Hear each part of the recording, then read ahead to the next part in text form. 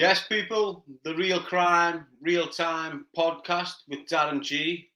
It is Christmas Eve. I'm feeling blessed right now. I've got my family loved ones coming up tomorrow, so I'm going to have a nice, joyful day. To all you people out there that's on this right now, Merry Christmas and a Happy New Year. Be joyful.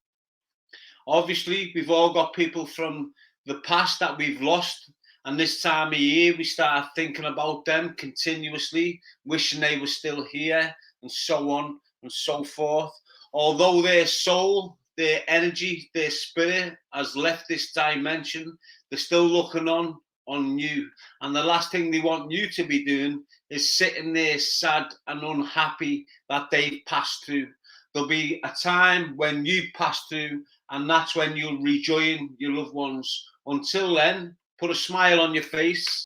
I suggest you enjoy it, embrace it, share the love, care for others, and let's have a nice, positive night. Now, obviously, people, I've been on Decker's live feed before. I can't stop laughing at this kid that popped in with a fringe. You should have seen the fringe on him. Hey, it was off a cake. You should have seen the fringe on him. Anyway, it is what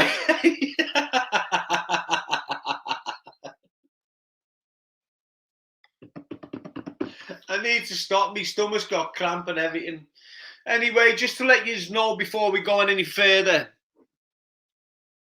you don't normally see me drinking, but I'm drinking. Congratulations. Always do it moderately. It's one in a lifetime. It's not every day of the year. Embrace it. If you're thinking, what the hell is he drinking? I'm drinking Spiced Rum by the Captain. Let's look who's in. Hey, we've got Playing Hard, One Star, Love Is All We Need, Chat and Pure Kebab. Throw a little bit of sheesh on him and out he goes. We've got Stand Free, Darren L5, Yes Bill. We've got John Gary, we've got Madness, we've got More Than Scum. We've got James going. Unfortunately, he's not with us tonight, but he's got children. He's prepping for tomorrow. We've got Noel, we've got Big Chubby, we've got Ruth, Stevie B, Tony GB, Pabs, JT, Rob Columbell, James Mincher, Flamingo, hope you're well. Nice to have you in.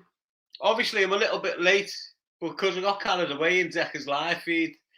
Now, listen, when I'm saying it was hilarious, it was hilarious. It had me in stitches. I haven't laughed so much all year.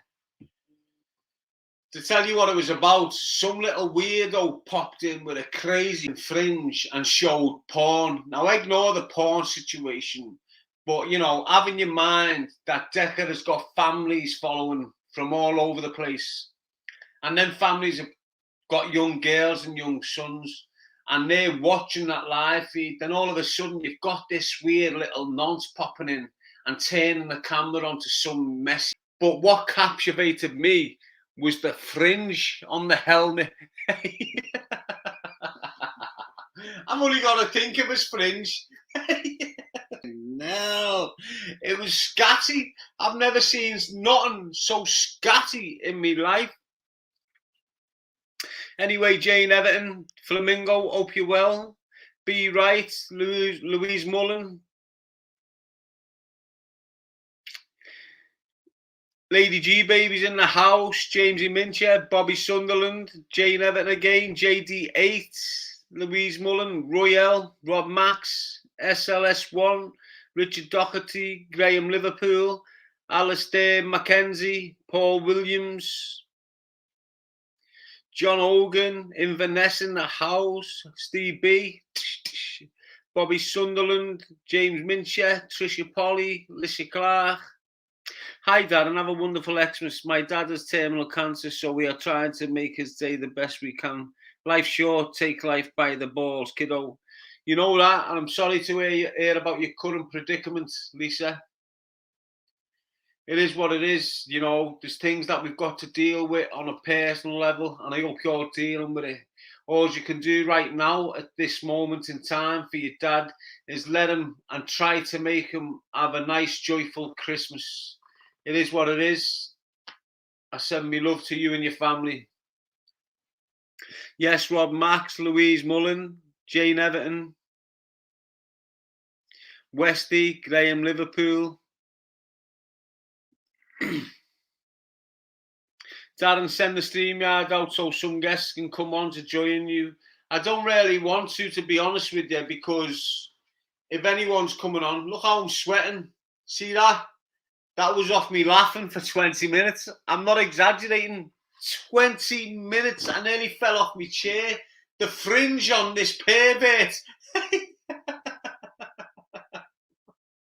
The fringe on that pervert was hilarious, lad. Trust me. Out of this world, that fringe, lad. You could ski on it. Yes, Dave. Hope you well. Merry Christmas, bro. Laura Gilman, Ash Tromans. It's nice to have you in, and I understand your absence. You make sure you have a blessed day tomorrow, brother. Ash Tromans. Keep it real.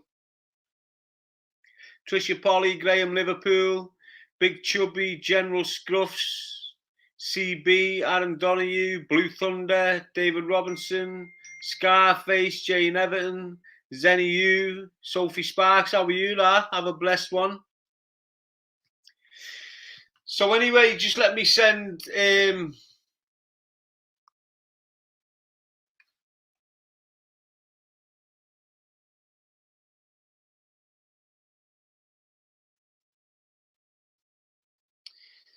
Mr. Decker Hegger the link. One sec. I don't normally do this. Now I'm going to be honest with you, my people. I am a little bit tipsy. I've been on the scrum from Captain Jack or whatever his name is. But it is what it is. I don't normally behave like this. I don't normally enjoy myself like this. But I'm enjoying myself tonight, especially off Decker's live feed. It was absolutely spectacular, honestly. So anyone else that's having a little tipsy there, congratulations. Bring the year in with a nice smile on your face. Ignore and try to put behind you what's gone on in the year. You might have sacrificed certain friendships. You might have lost certain loved ones. I feel for you. Opportunity for us all to move on and leave the past behind. Merry Christmas, and I hope you all have a happy new year. And I hope you all lock in to share that happy new year with me. Now let me just send this link to Decker. Honest to God, you might think I'm a little bit drunk and that's why I'm laughing a little bit too much. Maybe I am, but the bottom line is the fringe on that pervert. Honest to God, lad. Bloody hell.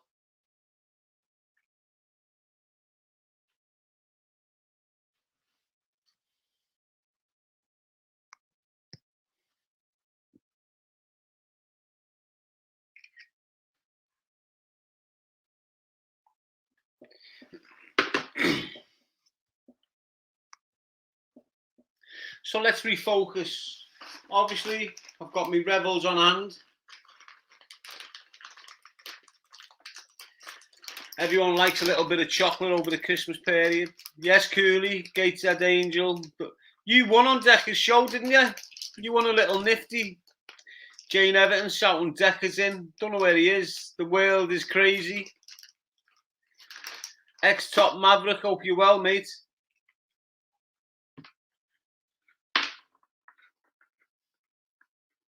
LFOFT Captable.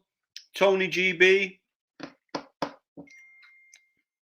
Let me just block this little lemon. What's his name? Zenny Uwe. We don't need people like him on the live feed, people. Yes, Sally Rhodes, Merry Christmas.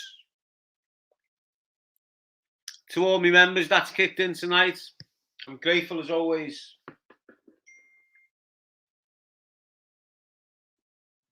Just let me see what these messages are, people. Sorry about this.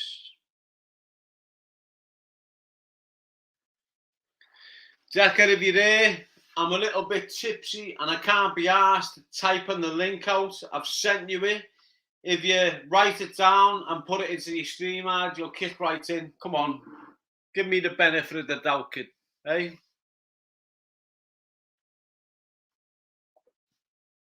Cheers to everyone. Now, although you see me drinking right now, Ash Reed, Brian Jones, although you see me drinking right now, I don't encourage it year round, year in. It's Christmas. I'm free from prison, coming up to 7 years. I'm allowed to celebrate. So, you know, I'm having a little drink over this Christmas period. Don't think I'm going to go into next year drinking and stinking. It's not about me. Do you understand? You having a Crimbo dinner tomorrow, Daz? Sure, I'm Northerner, and I'll be cooking it. Alan Chadwick, thanks for that donation. It's appreciated, brother. Thanks a lot. Yes, you'll never walk alone, 97. Merry Christmas, Daz. I love your laugh, bro. Nice one, Dodgy Rabbit. Hey, listen. You're going to have people saying he's fake laughing, but trust me, that's my laugh. That's my natural laugh. And you know what? You know when I seen that fringe on Decker's Live before?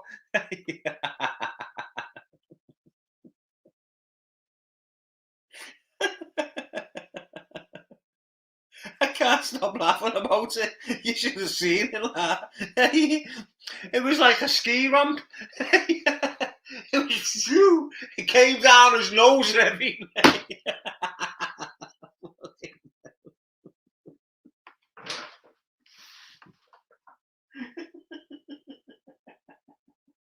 Oh my God.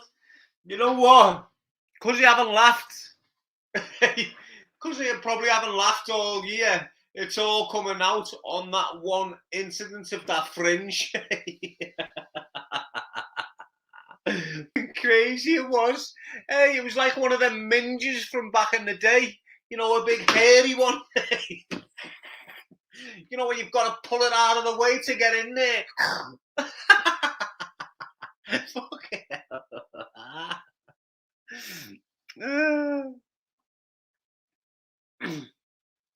fucking crazy, lad. Trust me. Now, I'm not going to lie to my members. It is what it is. About 4, I decided to go down to the Wetherspoons in the city centre. I've gone in there. I bought myself a nice katsu curry with chips on the side. On top of that, I also purchased a nice fudge cake with ice cream. To use that, do it regularly. It is what it is. To me, that doesn't. I'm feeling like a king while I'm eating this meal. On top of that, because you get a bevy with it for nothing, I thought, you know what, it's Christmas Eve, let's go a little bit further. I ended up with 3 doubles, Captain Jack Spice Rum, fantastic. I sat there thinking I was king of the old boozer. Sit there swigging it off. I'm on my way home, I see an off license and I just go, you know what, let's carry this on. Right into the off license, get me a bottle of Coke, get me a bottle of spiced rum, boom. Since I've been back in here watching Decker's Live, I've had 3 of them beauties. That was my 3rd one. And guess what? You've guessed it. You've guessed it.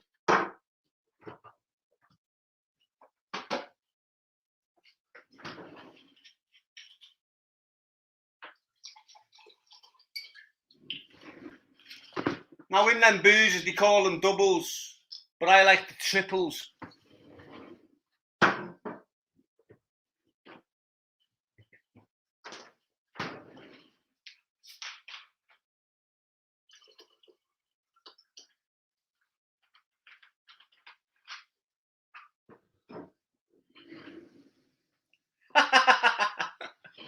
And guess what, my people? Merry bloody Christmas. But as I'm sitting here right now, and I'm looking at these patches on my t-shirt, I'm thinking, hang on a minute, it needs changing. So give me a second.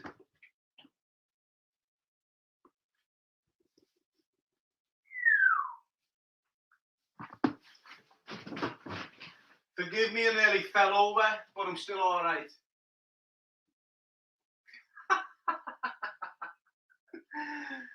Okay, now.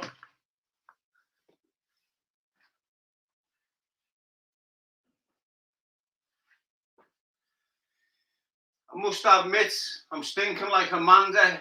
You know, John's bird from Penthrick. Stinking a little bit sweaty right now, so I'm going to bang a bit of roll on. Can't sit there smelling like, you know what I'm saying, people?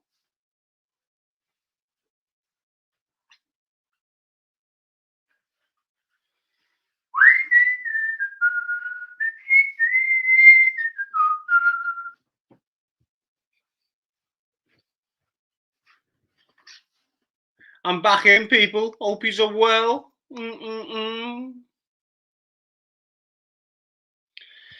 Now, this is a rare occasion.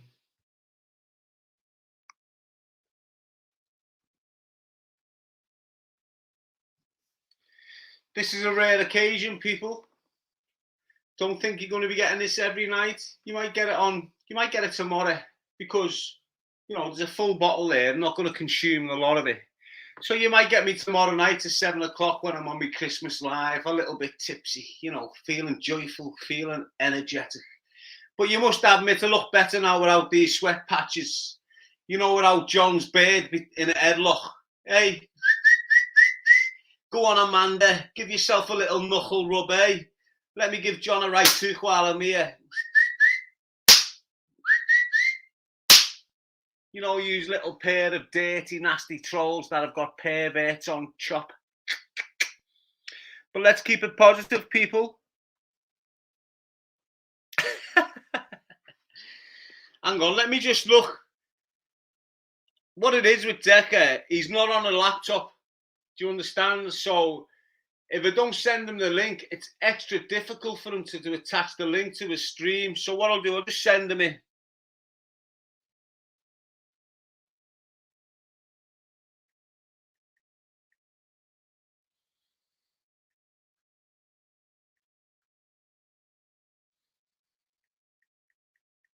One sec, people. I'm just sorting this out.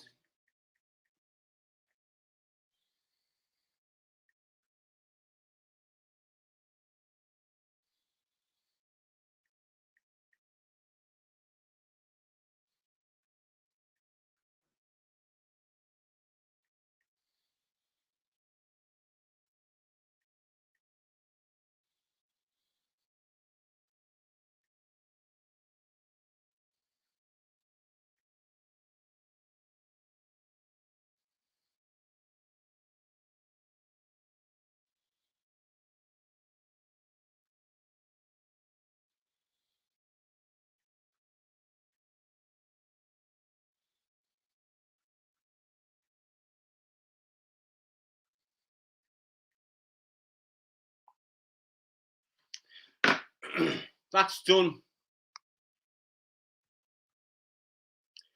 James Mincher, Shalabella, Pablo Ask Your Ma.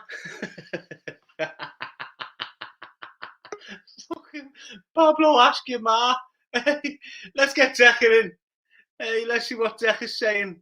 Let's see what he's looking like.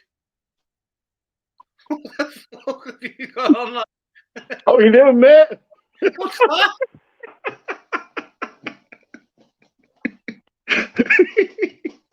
Okay, now, man. Oh, What was that? that was the wig.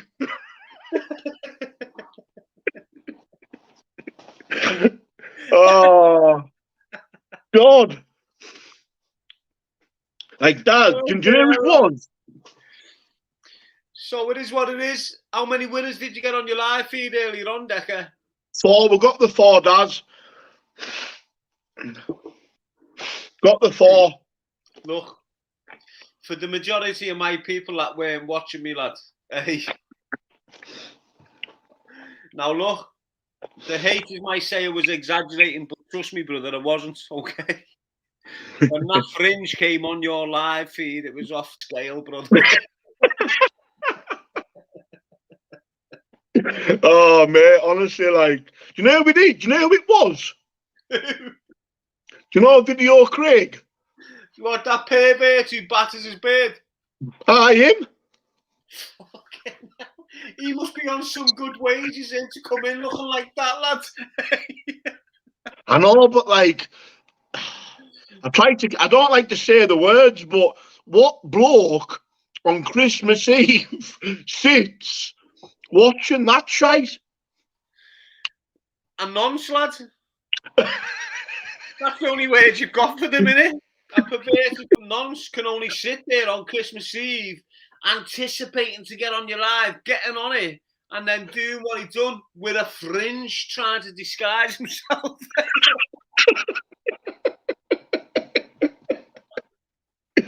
Oh, You know, when I was on your live, I had a headache at the back of my head.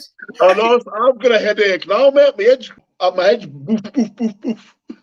One sec, lad. Let me have some Revels and hope there's a coffee one in there. Okay. Okay.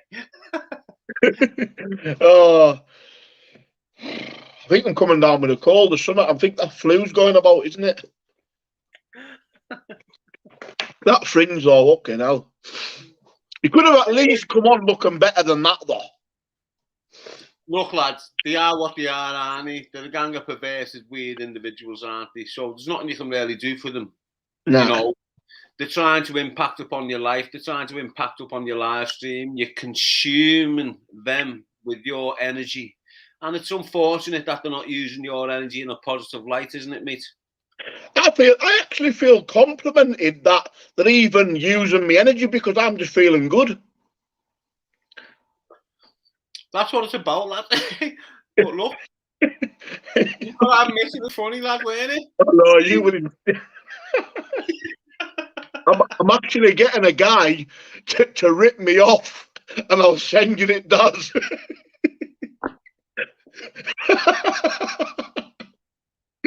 We're going to shame him all. I'm going to shame him all over YouTube.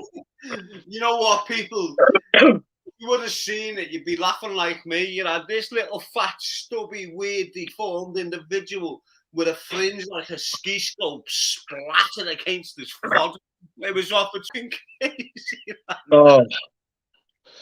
I mean, and these are the same people. Sonic the Hedgehog. He's the same one that's been calling me around for yeah. Listen, lad. It is what it is, Jack. I ignore that. We're here now. It's Christmas Eve. We're all having a nice joyful. We're having a good laugh. Like it's funny. Like I'd just like to raise my glass to the people that embrace the energy that we share. Yeah, I'd like to raise my water.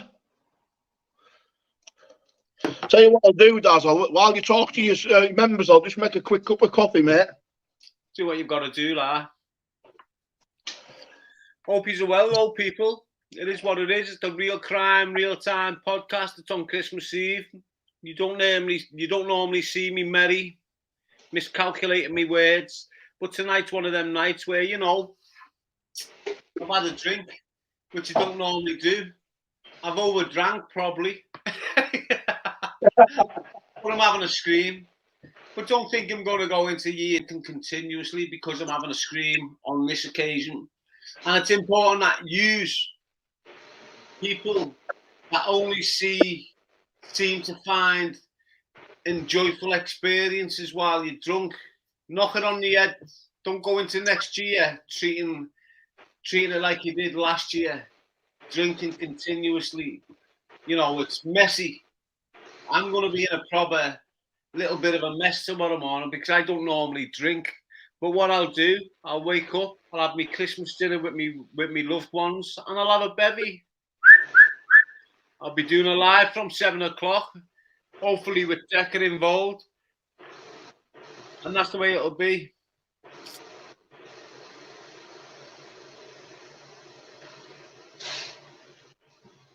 Coyote Designs. I'll take a zip for you now, lad.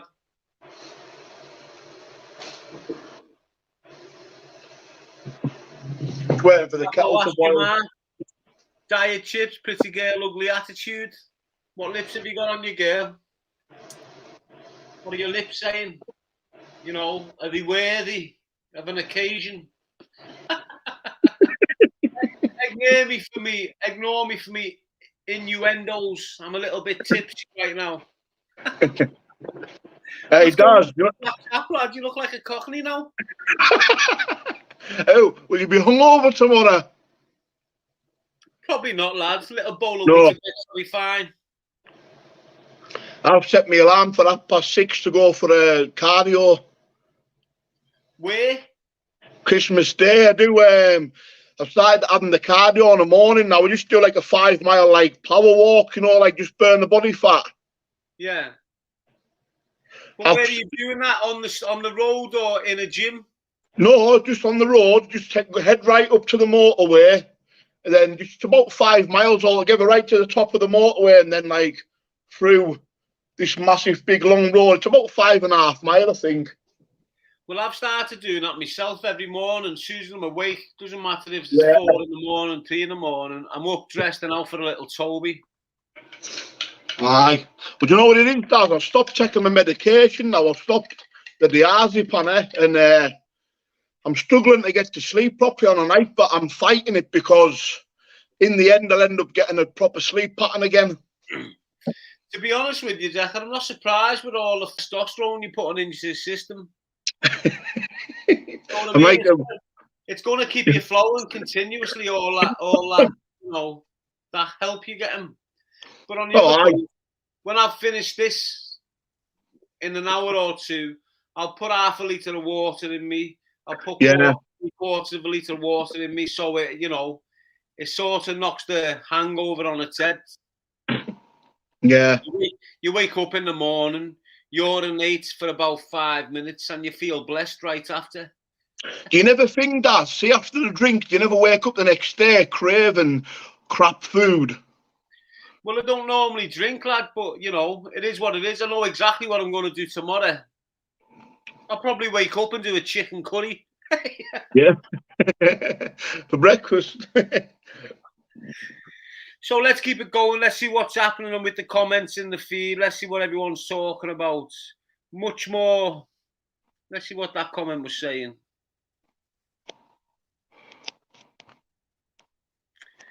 Machabus, happy birthday, whatever that means. We've got cheers, Drew.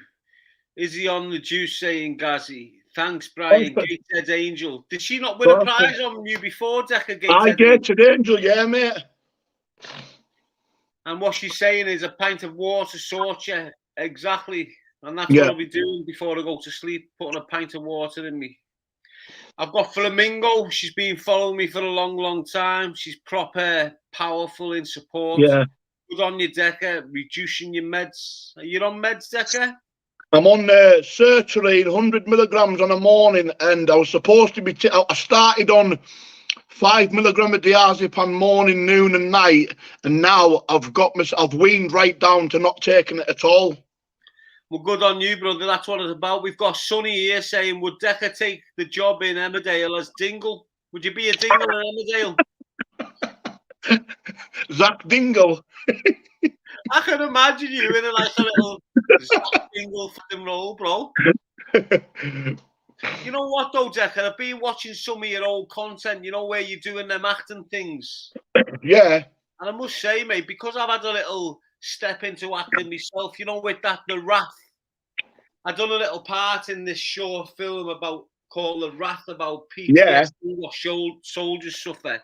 So I know how difficult it is to act and repetitively do the, you know, the scenes, that you've got to continuously do the scenes till you've got it right. And I was watching the other day where you're doing I don't know what film was about, but you know, you're crashing onto mats, you're having like The corrupted. That's what it must be, the corrupted. So you've got the skills to become or be involved in such an episode, haven't you? Do you know what, Daz? I'll be honest with you, mate. It's like comes natural to us. Like this next role that I've got. Here's my script here. Show you for the full series. My script. I've got to practice all that. Let me stop you a minute, Decker. Right? I know last week you had a bit of a sore throat and your voice was all croaky, but I must say, lad, that Al Pacino thing you done was, you know, on top of this world. Can you do it now for people?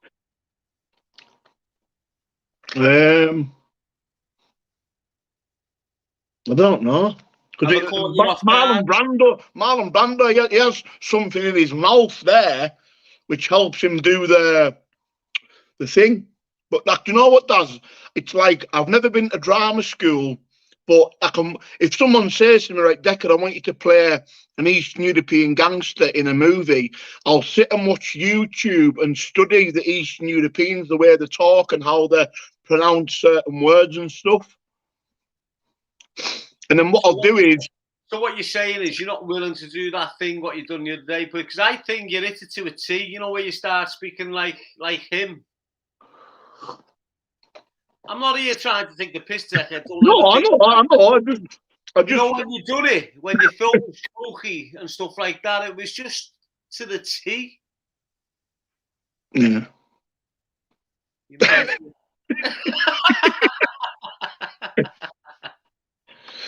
Anyway, it is what it is. We've got Drew Tattersall saying, "Hi, Croc, bro." Got John saying, "Talk about Hatwood." No, he's not part of this journey anymore. You know, he comes in, he tries to stem the flow. He's been dismissed. He's been thrown out of the conference, if you like. He's not involved in what we're doing right now. And don't be thinking for 1 minute that me and Derek are in this bromance. No, just good. We get on really well. Been through a lot of. We've suffered at the hands of the same group of individuals. We've come out the other side. We're looking at doing a bit of content with each other, and it is what it is. We're not a partnership.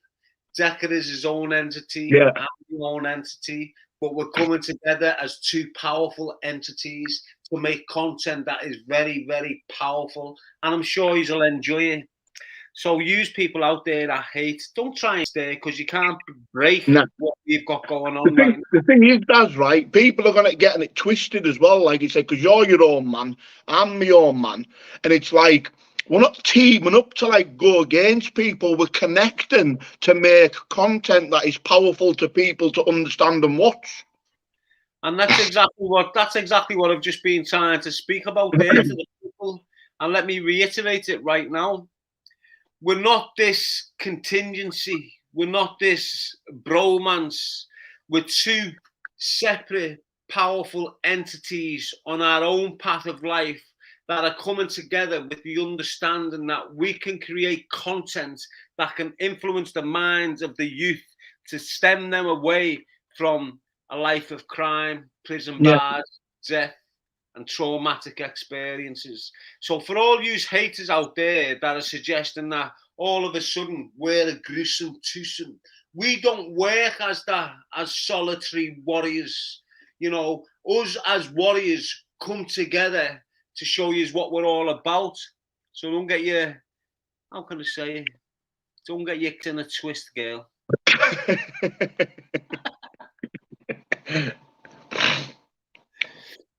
So, Sonny, I hope that answered your question, mate.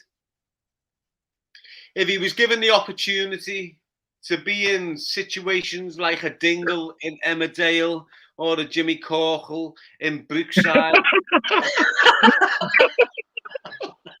Jimmy Corkle! Remember Jimmy Corkle? Lad, you know what? I don't even know why I brought him up. He just popped into me. Remember Jimmy Corkle years ago? Years ago, ended up a big puff to a Fred on the weather map. Oh, Dad, did you ever watch that? I'm sure he'd dive at the opportunity to become a Dingle, and I'm sure he'd refuse the opportunity to become Jimmy Corkle. Oh, Dad, have you ever seen that Avida Same Pet? Which? Remember, it was called Avida Same Pet. No, with Jimmy Nail. With Jimmy Nail and when them builders, when they used to travel the world building stuff. I remember Jimmy Nail, but I don't remember the program you Avida Same Pet. Oh, it's quality, mate. It's quality. It's like a bit like you got like Only Fools and Horses and Avida Same Pet. Just great legendary program. Was that a Northeast thing? Was that second one you speak about a Northeast thing and like the like Northern thing? Like a bunch of Northern lads together that went on like to Spain and all over the world building. I remember some programs like that where they just turn up at houses and families that were struggling. All of a sudden, they'd have this boss house and boss garden. I used to watch them continuously. That was, did you ever watch that Rogue Traders? Yeah, I used to watch Road Traders. Yeah. They used to catch them out with conning people out the money and that, and then he would just confront them, rinsing them to death, saying they're going to build porches or they're going to, they're going to install boilers and so. Like it's like Fat David Williams, isn't it? He was a road trader, weren't he? Well, that's what he was. He was a road trader, weren't he? Hey, 70-year-old pension scaring the life out of them. That's what road traders are, aren't they? They turned up at mine with a balaclava and the police knife, but a knife-proof vest on. Do you remember years ago when you had the Cook report, Roger Cook? What a keen guy he was.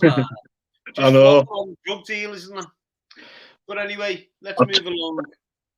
You've got Choose a Life, Not a Knife, which is very powerful. You've got Becca Heggie there representing a force of mental resilience, gone through the caves of torture, come out the other side, found the light, and now all he's doing is promoting what he knows best.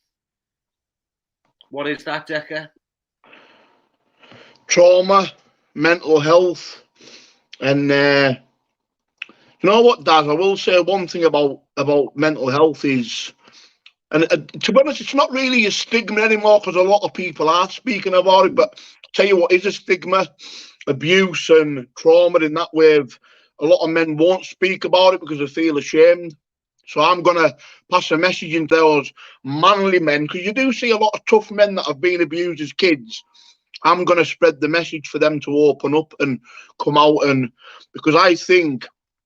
I mean, listen, I've done it. I spoke to you, that interview that got by rats. That was powerful, mate. And that actually made me feel 10 times better because I got something off my shoulder that I was carrying for 29 years. Right. I spoke truths. I never tried to damage him. I just spoke truths to let my people know what's going on. You haven't got to be a rocket scientist to work out what's going on there. But me, as someone that's played a lot of psychological war, can understand when last night I elaborated that I had Mr. Ratwood on. It was obvious that, you've got to think from outside the box.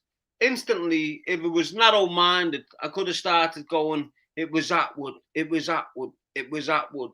But at the same time, I know the enemies that Atwood's got.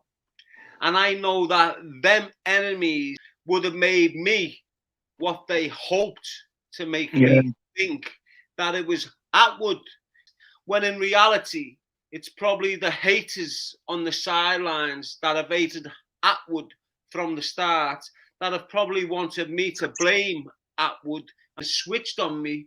I've spoke the truths on my live feed. It's give the opportunities of them other rats from very top up north to try and manipulate and impact upon the situation. I didn't let them. It is what it is. I'm still not going to try and copyright Atwood because I'm not that way inclined. I haven't got a poisonous mind on me. Yeah. I'm here to elevate and relate, hate and deflate, if you understand what I'm saying. Now, for all you little rats that are sat in the background thinking, oh, he's drunk, he's chatting. Just because I've had a little drink doesn't mean I don't know how to think straight. Do you understand what I'm saying, Decca? 100%, mate. It's my advice to anybody that wants to come on YouTube is, if you haven't got the mindset, don't come on, because you've got to be thick-skinned to be on this game, man, because YouTube is a cesspit of bad people. Now, let me just come in on that shout where you're saying YouTube is a cesspit of bad people. Let me just say that 99% of YouTube are positive individuals that influence upon people's lives to make people's lives a lot better. Yeah. To give content out there that is very interesting. To give content out there that can provoke thoughts and have you thinking twice about certain situations. You've got the 1%, the one you're relating to right now, that are absolutely perverted, like Fringe Minge that came on your live before. That is a perverted. Okay, hell, man. I'm gonna have to send you that clip, like. Look, that's a perverted mind. Now, I suggest what you do, lad. You go onto your YouTube editor and you can see that little element where he's come onto the nasty, perverted, nonsense stuff. Remove that and then put the rest up, bro. Because That's what I'm doing. I've took it down, Daz, and I'm gonna because when they do that, see, they can get the video took down, can't they? That's their whole intention, brother, isn't it? That's what they're trying to do to you. They're trying to cancel you out again. They're trying to spin this narrative. You know what they're right, Daz?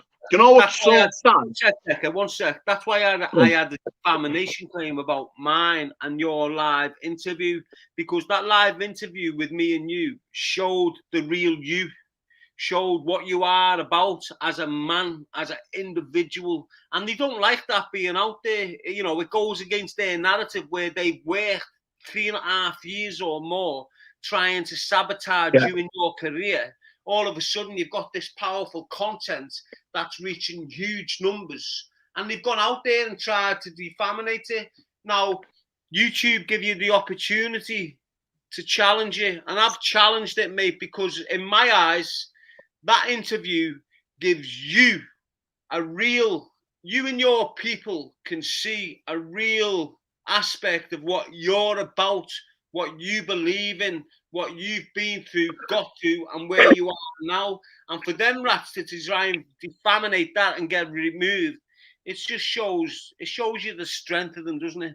You can watch that interview, guys, by just changing country, by going to VPN and just put yourself in another country. You can watch it. It's just not seen in the UK. But you know what, Daz? You know what I don't understand with YouTube, and I still can't get my head around it. I've been doing this now for 3 years, and I can't understand how it's so easy. When you take my podcast, we've done a documentary, we've done ghost hunts. How is it so easy to defamate someone when you're not even defamating them, you're speaking the truth? I don't get it. Well, it is what it is. YouTube's a bit messed up in that. You know, the YouTube guidelines is not really straightforward, is it? As far as I'm concerned, when I had that interview about you, about your life, about your experience, about what you've been through, we didn't go against anyone. We didn't target no one. We didn't, you know, be derogative towards certain individuals, so on and so forth. We had a pleasant conversation about you and your life, and people just can't accept it. Now, it's not the majority, it's the minority. Yeah. And it's the minority that allowed it, the majority, because the majority don't want to really be exposed. They don't want to get targeted by the minority.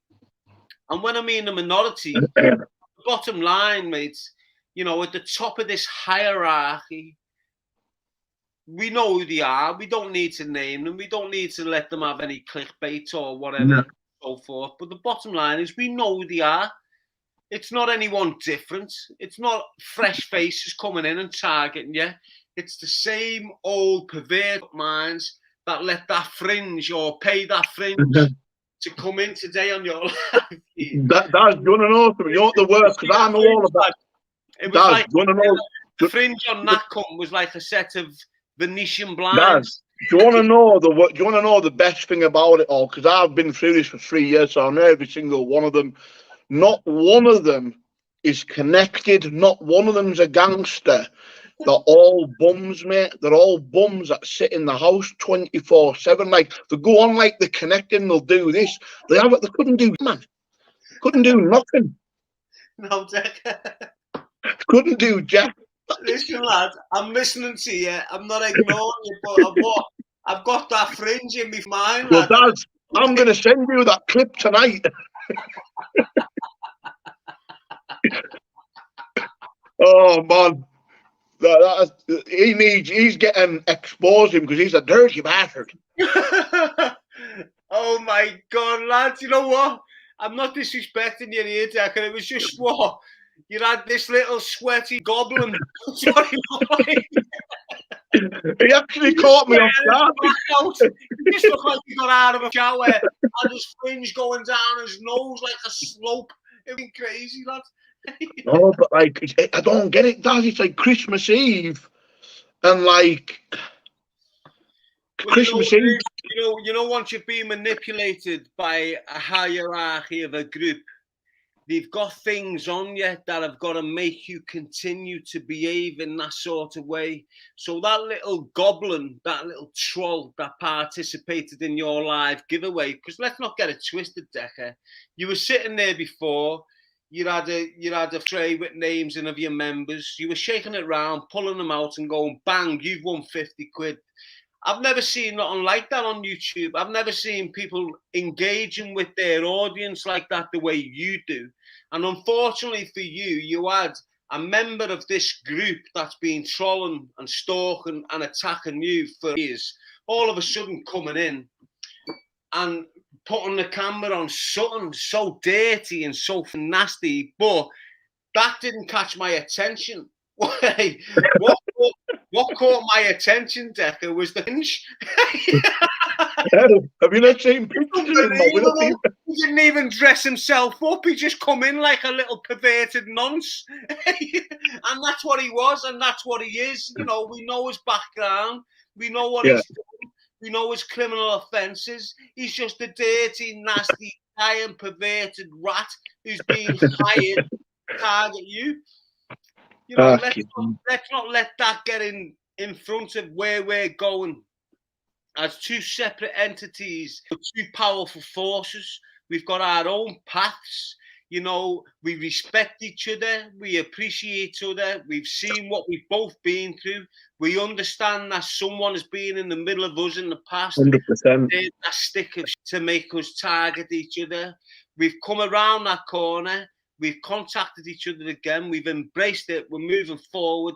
And that, to them, is absolutely irritating. And the more we irritate them, the more they're going to try and target us.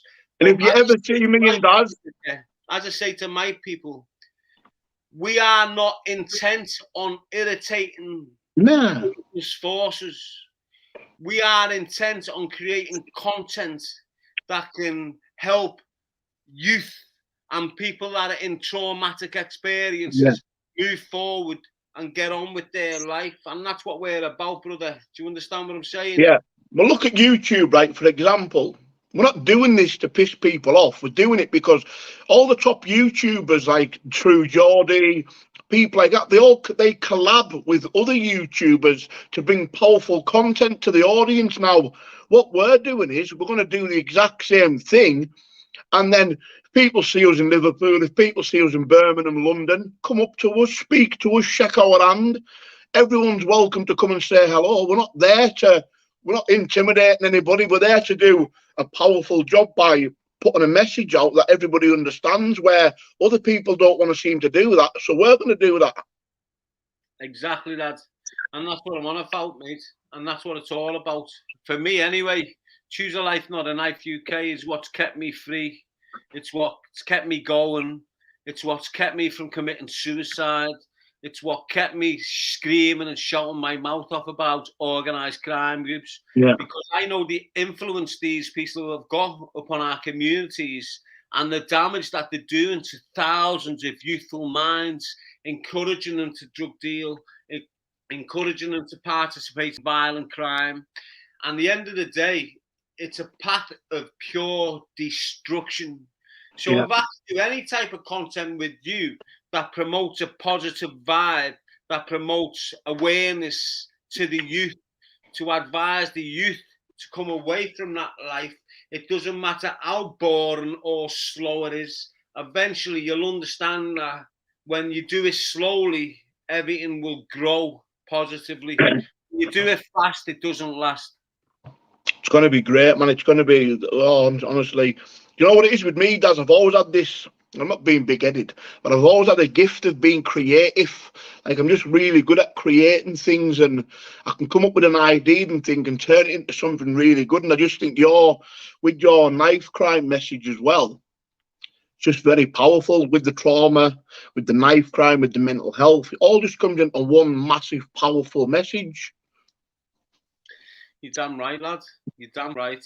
And you know what? It took a long time for me to start getting into the minds of parents who have got youths who are going off track, who are starting to change their identity. Let me say, lose their identity to these groups of drug dealers, left, right, and centre. And you know, we're here, embracing life, enjoying life, moving forward. We've got a minority of perverted individuals that are trying to destroy this positive energy that we possess. But on a bigger situation, in a bigger aspect, you've got to understand that suicide plays a big, big role in Choose a Life, Not a Knife. Yeah. Suicide prevented me from slashing my wrists with a bladed article. Choose a Life, Not a Knife, as me thinking about my brother, William G., who committed suicide. And there's thousands and thousands of individuals up and down the land right now who have lost or know someone who have committed suicide. And then people that have committed suicide have been in the depths of hell, but they put a brave face on. They've got to put up this brave face on. They've got to, you know, put it across like they're A-OK, and then the next day they're gone. Yeah. People don't really realise why Choose a Life, Not a Knife really came into the picture. And the reason they don't know why is because the first interview was deleted by a little rat that didn't want me, because I never played ball, he didn't want me to stand tall, and he tried to absolutely destroy me. But the bottom line is, Choose a Life, Not a Knife came when I'd just been released from prison. I've got 50 contacts on my no contact list, which was all my family. They wouldn't let me go nowhere, see no one. I was very, very isolated. I'd lost my job. I'm in a house where I can't pay the bills. I'm looking eviction, probation notice. I've got two choices: do myself or go to prison. I didn't want to go to prison, so I was deciding to do myself. So in this little house in Moss Bank in St. Helens, I get me room so it's immaculate. Everything's clean. My clothes are folded up and washed. I've got everything in place in my mind. So when my family came to visit the room where I was dead, it had all looked impeccable. Do you understand? Yeah. All of a sudden, because I'm seeking self-help, because I couldn't phone family members, otherwise I'd be breached and be sent to prison, because I couldn't contact these members because I'd be breached and sent to prison, I've started searching for self-help profiles. I came across this thing which was Choose a Life, Not a Knife. It was a hashtag.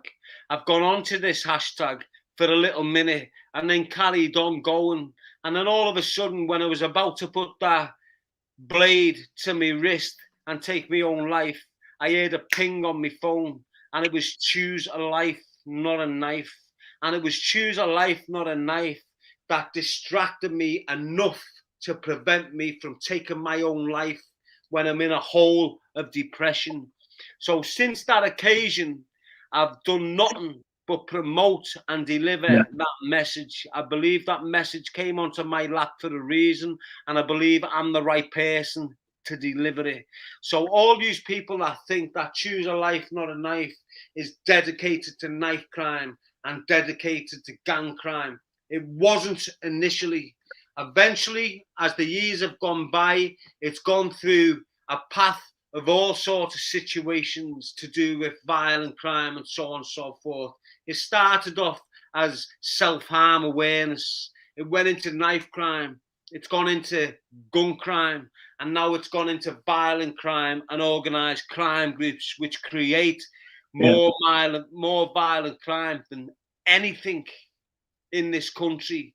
It's drugs and drug dealers that are killing kids on the streets. It's drugs and drug dealers that are creating havoc in the communities up and down. And that's what Choose a Life, Not a Knife is. 100%, doesn't. You know what? It all boils down to this. As you've said, it's this man thing, this masculine man thing where they don't want to open up or talk to anybody. It's like, you know yourself that you know yourself, you're a tough lad. When you're a tough guy, when you have this reputation, or when people look at you as this, as the, you know, they look up to you as a tough fella, I think as well, the experiences I had is I never wanted to open up because I didn't want people to think I was weak. I didn't want people to judge me.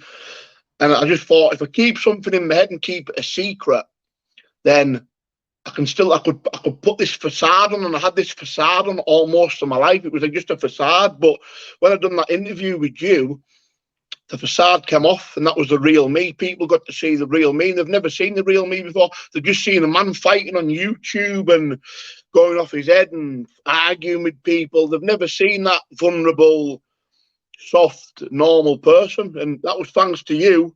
But if you can want to see the interview, you still can by just change your country on your phone and you'll see it. Well, give me 1 minute, lad. We can't even see we dance around on this chair. I need the toilet myself. That's wait there then. Go on then. Yeah, let's go to the toilet, lad.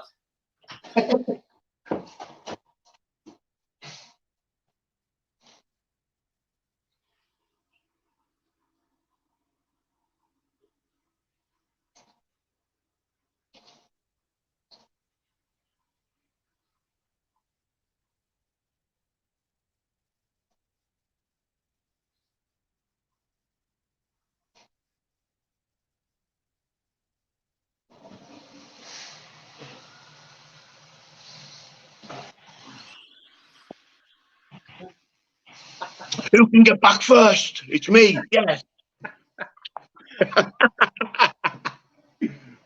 Sorry about that, people. It is what it is. You know, I've been drinking most of the night and I feel like I need to empty the bladder.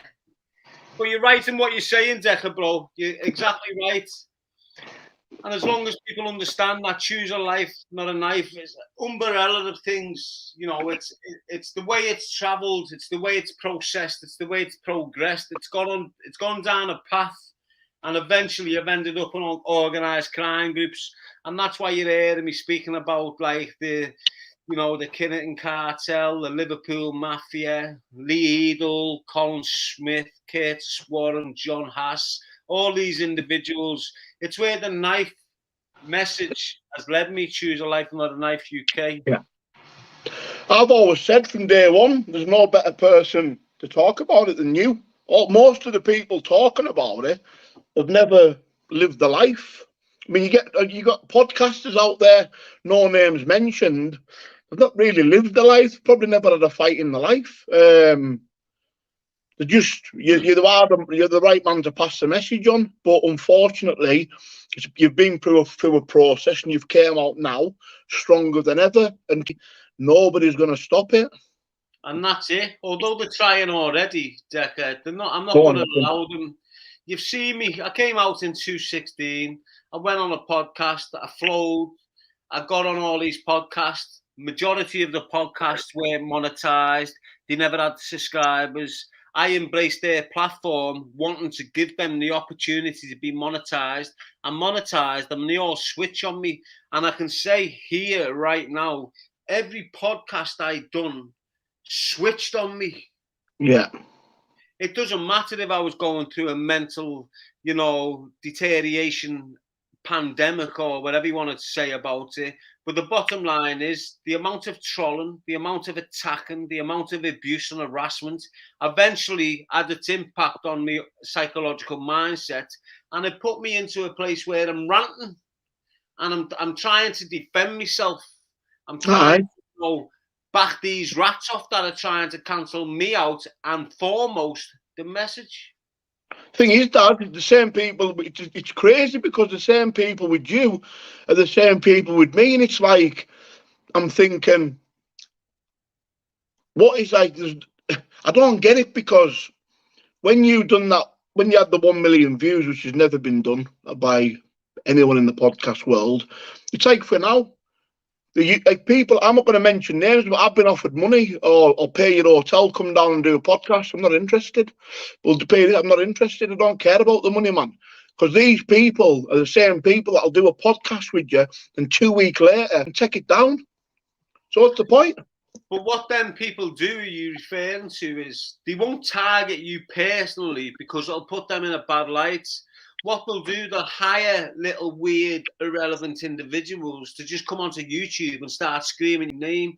And because you're popular, because you've got that massive energy, people automatically start listening to these little trolls and cyberbullies and start spun a narrative that's just not yourself. And that's what I've had to deal with. That's what I've got through. I've watched you deal with it. I've watched you get through it. And as I said, I always admit I participated in that because I was being influenced, you know, when I sat back, looked from outside the box, assessed the real situation. I had to come up and have my shout. And about 3 months ago, I came up, had my shout and said, look, I'm sorry for the way I came at you. It is what it is, blah, blah, blah, blah. You were already on a path of elevation.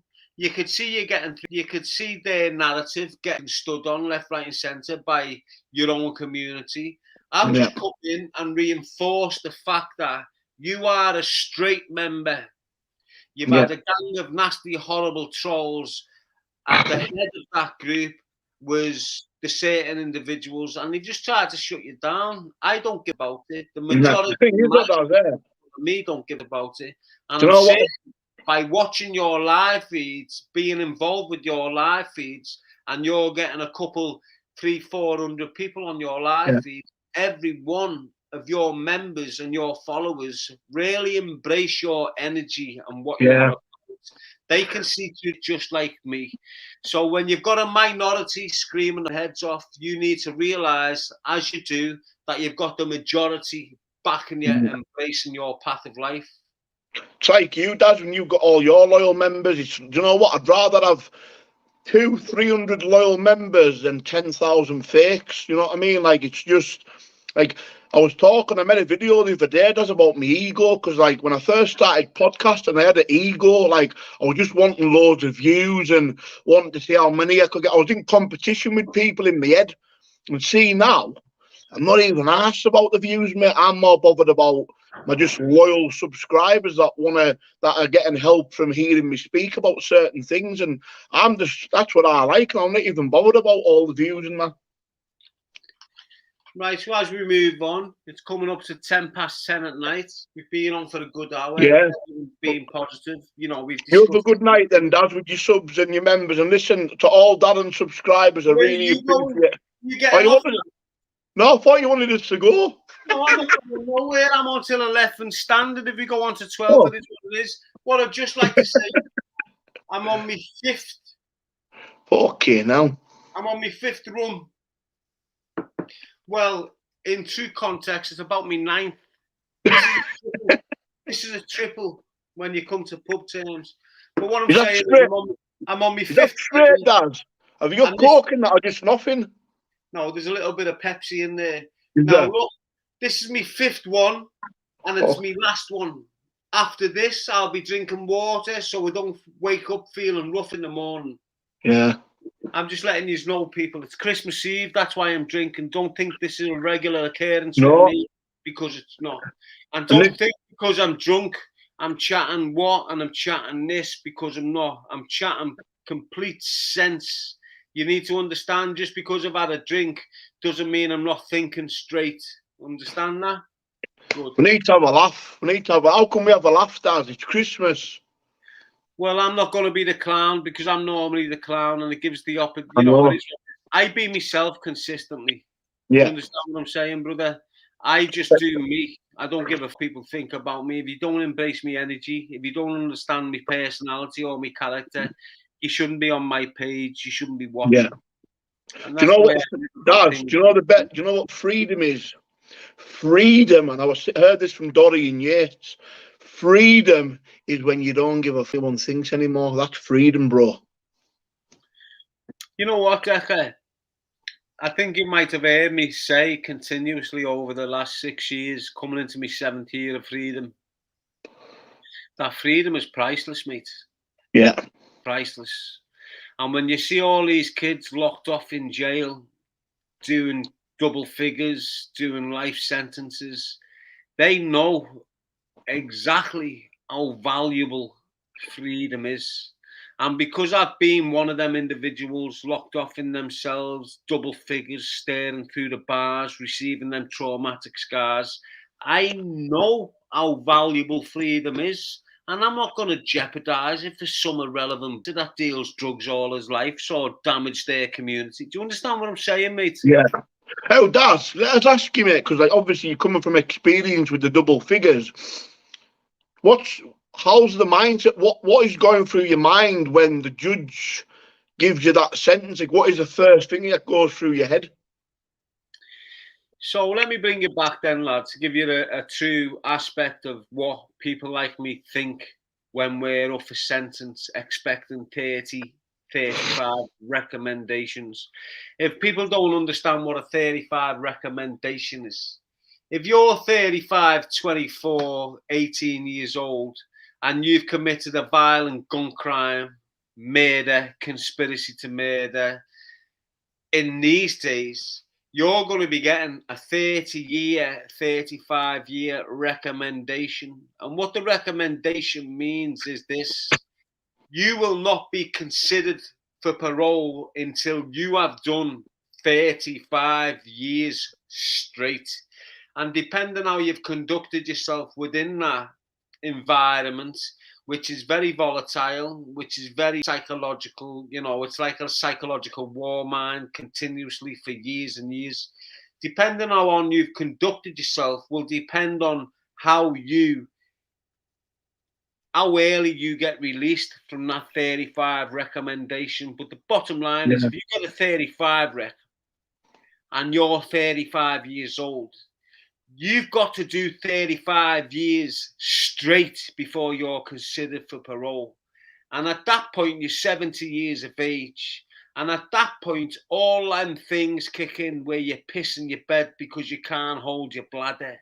Don't forget the food that you're being eaten during that process is complete. So your health's in a mess.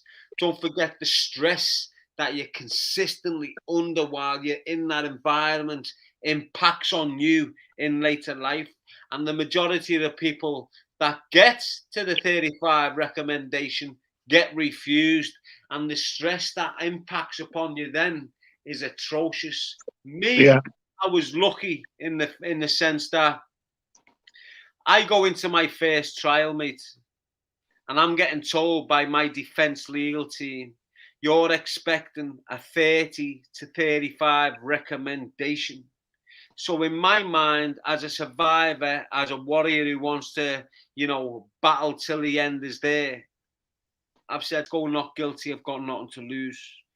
The same as Cashman now, it is what it is. That was my mindset of going not guilty.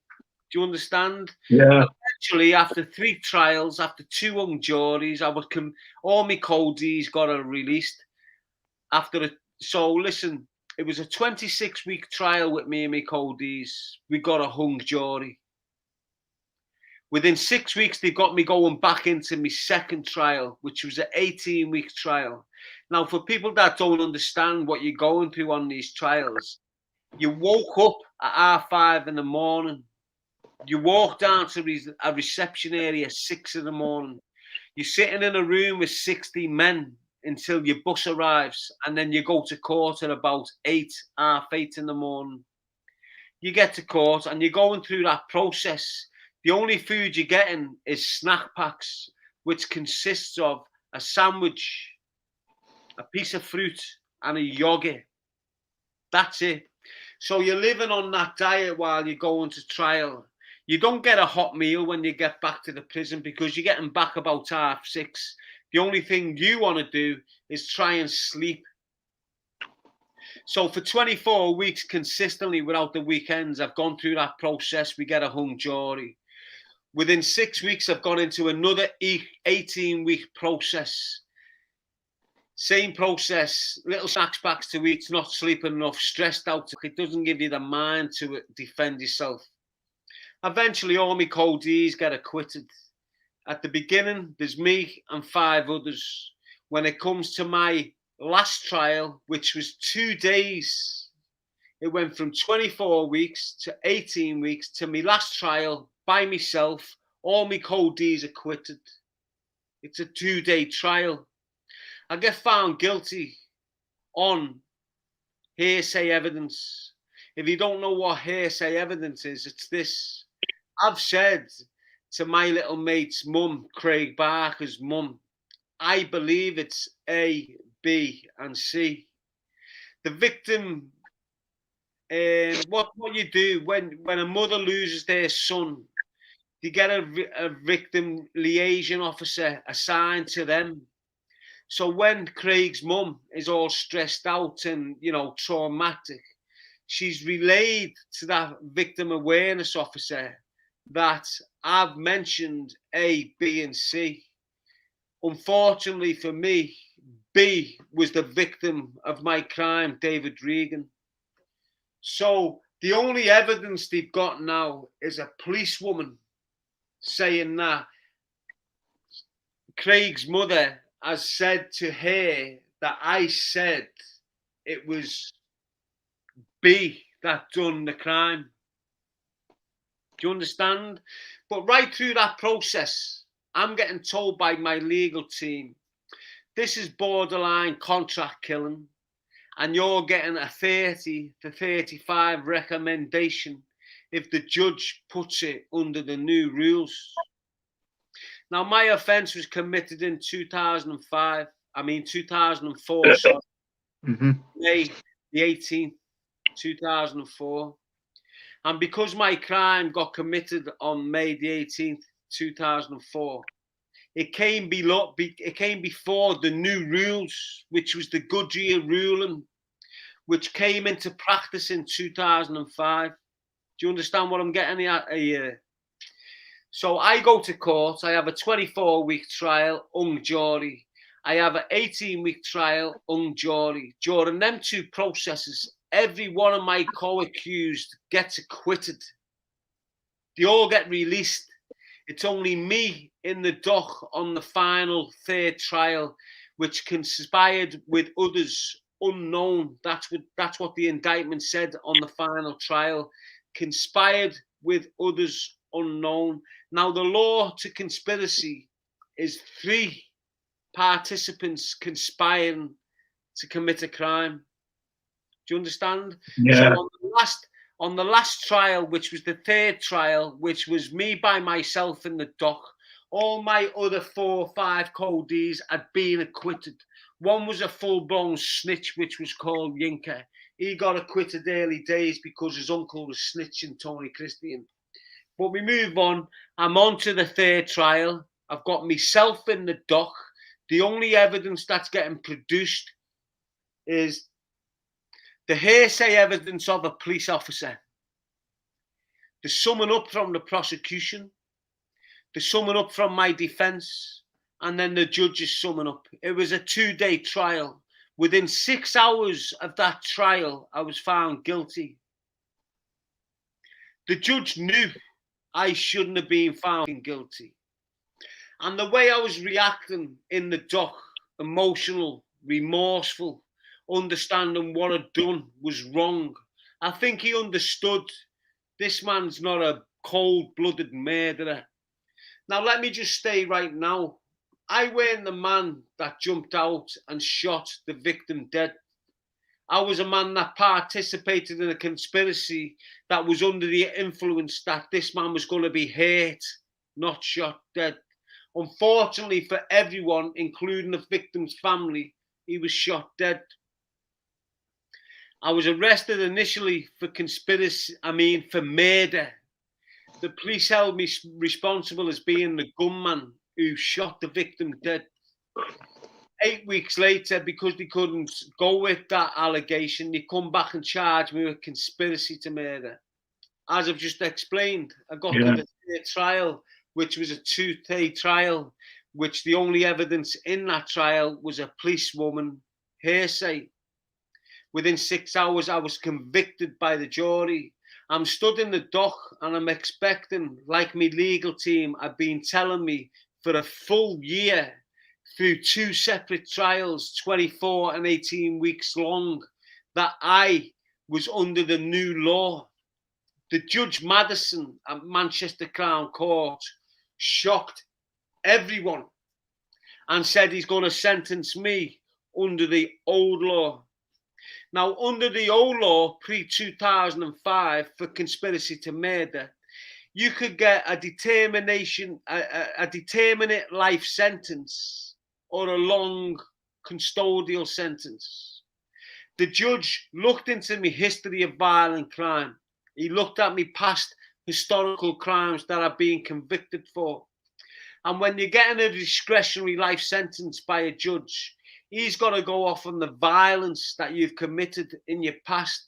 And because the last violent offence I had was a threat to kill against S.O. Haig in HMP Walton, where I had told S.O. Haig, because I was getting twisted up, because I was getting battered by 10 screws, and I've turned my head and seen S.O. Haig, I've told S.O. Haig, I know where you live. You better get your family out of there because the house is getting burnt down. So on the back of that, I was charged with threats to kill. And that was the last violent offence in my historical criminal lifestyle. And I was given 15 months for that offence. So when the judge is referring to me historical offences, the only violent crime he can relate to is that one. Yeah. And because he stated, and this is his exact words in court, I do not deem you a threat to the general public of Liverpool, Mr. G. I deem you a threat to the criminal fraternity within the city of Liverpool. And for that reason, I'm going to give you a determinate sentence, not a discretionary life sentence. And he gave me 18 years. And I was over the moon. Over the moon with 18 years. But how much did you do, Daz? Listen, mate, you know when you're sat there for 2.5 years on remand, Thinking you're going to get 35. Don't get it twisted, lad. I'm not sat, you know, they're not just coming at me with the conspiracy to murder. Yeah. I've had other individuals popping up, and every time these individuals are being arrested, they blame me for running in their houses with shotguns. So I've got other indictments. Yeah. I've got conspiracy to apply Class A drugs 3 times. I've got conspiracy to possess firearms to cause blackmail twice. I've got kidnapping and aggravated burglary twice. I beat all them cases. And then the final case is the conspiracy to murder. I get found guilty after 3 trials on the murder, which is unheard of within the justice system back then. Yeah. Once you've had 2 trials back then, that was it. You were acquitted, gone. But they done what they done. Eventually I had 3 trials. I was found guilty. Right through the whole process, I was under the influence of getting a 35 rec. In my mind, I'm never getting out. Yeah. This is me for the rest of my life. I'm not going to have the opportunity to have a child. I'm not going to have the opportunity to get into freedom ever again. All of a sudden, out the blue, the Judge Madison in Manchester Town Square has turned around and said, I'm sentencing you under the old law. The reason I'm sentencing you under the old law is because it was pre-2005 when you committed these offences. Now, I've got 2 options, Mr. G. I can give you a long, determinate sentence, or I can give you a discretionary life sentence. And that all depends on your historical criminal record. So when he's gone to my criminal record and he's assessed that, hang on, the only violence you've got on your criminal record is this threat to kill on a screw. But because you never carried the act out that you threatened to do, i.e. burn the screw's house out, I don't deem you a threat to the general population of Liverpool. I deem you a threat to the criminal fraternity of Liverpool. And for that reason, I'm going to give you a long, determinate sentence. And he sentenced me to 18 years. Now, you know, when you sat there, lad, for 2.5 years, I went into custody in 2004, May the 20th, 2 days after the murder on the 18th of May of David Regan. I'm sat in custody on remand till 2007, the middle of 2007. That's how long I'm on remand, 2.5 years. During them full 2.5 years, I'm under the influence that I've got nothing to lose. Yeah. and I'm going to get a 30 to 35 rec. Basically, I'm a dead man walking, like the majority of them peoples that are doing 30 pluses right now for gang violence and shootings. The dead men walking. Do you understand? When I've got that release date, instantly, mate, I've gone from 75 kilograms, 11 stone, to instantly jumping up to 12.5 stone. The stress just went off my shoulders. I had a release date. I had something to work to. And that's fun. I worked towards it. And right through the whole process, it was a minefield. It was a chessboard. It was a psychological warfare. Individuals coming in trying to disrupt my flow. I've got this shout of me being a snitch by the Moore family, trying to influence everyone to try and cut me up, trying to suggest that I snitched on them, when in reality, they snitched on me and they tried their hardest to get me lifed off. Do you understand what I'm saying, Decker? Yeah. So now I've got this release date. I go in 2004 and I've got a release date for 2016, 21st of June 2016. I went right through that process. I broke a few jaws here and there because I've had to defend myself or defend other Scousers. I've gone right through that process. The police prevented me from getting released after 9 years through false intelligence to do with IEDs that exploded outside the 0151 nightclub and so on and so forth. Eventually, I do me full 12 after 18, and they've got no option but to release me. But the last year of that sentence, they were trying their hardest to make me sign a document which would make them do a forensic psychological report on me. The minute I signed that document, I was sectioned upon release, and I refused to sign it. I'd done my full 12-year term. I got out the other side, and here I am. I got out the other side, got put in a bad situation, done what I'd done, remorseful for what I'd done. I've got a lot of empathy for the victims involved in that I'd gone through. I've moved forward, jumped on the message of choose a life, not a knife. And this is what you've seen for the last 6 years, mate. Me promoting choose a life, not a knife. That is one powerful story. Like, that is like, wow.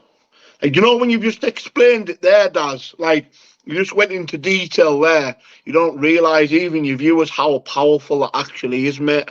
I mean, like, first of all, the mental torture of the 35 years, you're not, in your head, you're not getting out again.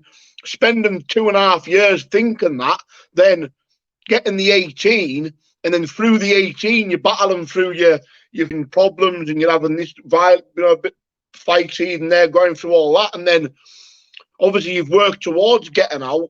But you know what? The thing is, Dad, you've got out, you've created this beautiful message, but again, it's like you're back in the system. You've had to fight your way through spreading this message. After spending 12 years in prison, you haven't came out and really got peace. You've came out and it's kind of like you're still battling the system. You're exactly right, Decker. And that's, you know, it is what it is. I'm not trying to deny anything. I'm not trying to come across like my mental health hasn't been damaged. Yeah. Oh. Being through within them custodial settings and them environments. As I sit here now, I am institutionalized. I'm an institutionalized person. And that's not my fault. I mean, it is my fault because I committed crime. Yeah. And I give the system the opportunity to control me and mind up. But as I sit here right now speaking to you, I am an institutionalized person. I'm trying to break away from that. But the path I went down with this message, which I don't get the damage it's doing to me. I should have just got out, stayed irrelevant, continued with my little peaceful life, got myself a little woman, had a child, married her, move on, had a basic family with a basic life. I would have been completely happy with that. But for some reason, the police, the probation, they all wanted me to fail. On top of the police and probation want me to fail, I had organised crime groups within the city of Liverpool wanting me to breach my license and go back into jail and so on and so forth. I've had a hell of a battle over the last 6 years. You know, don't forget when I was released in 2016 on the 21st of June, because I was under the old law, I had 18 months license. During that 18 months license, the drug dealers in the area I was from was making false allegations. They were going into police stations saying I threatened to kill them when I hadn't. They were going all out to make me breach my license. Because if I would have breached my license, I would have went into custody and done another 9 years. Another 9 years straight before I was considered for parole. And right through my prison sentence, I was saying to myself, I am not, when I'm in custody, I'm watching these people that's being granted parole. I'm getting refused parole. I'm getting refused cat Ds. I'm getting refused cat Cs. I'm getting refused progression on the back of police intelligence. But I'm watching these other kids being granted parole, being granted the cat Ds, and they're running away from the cat Ds and the license up on the paroles. And I'm continuously thinking right through that process, I will never be a soft bastard like them and provoke my license on the back of not turning up to a shitty appointment. So that was my first goal. It doesn't matter what the rats were putting me through.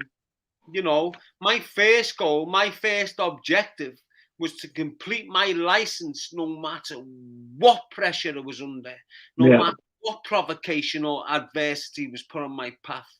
In my mind, I needed to reach this goal, and I reached it.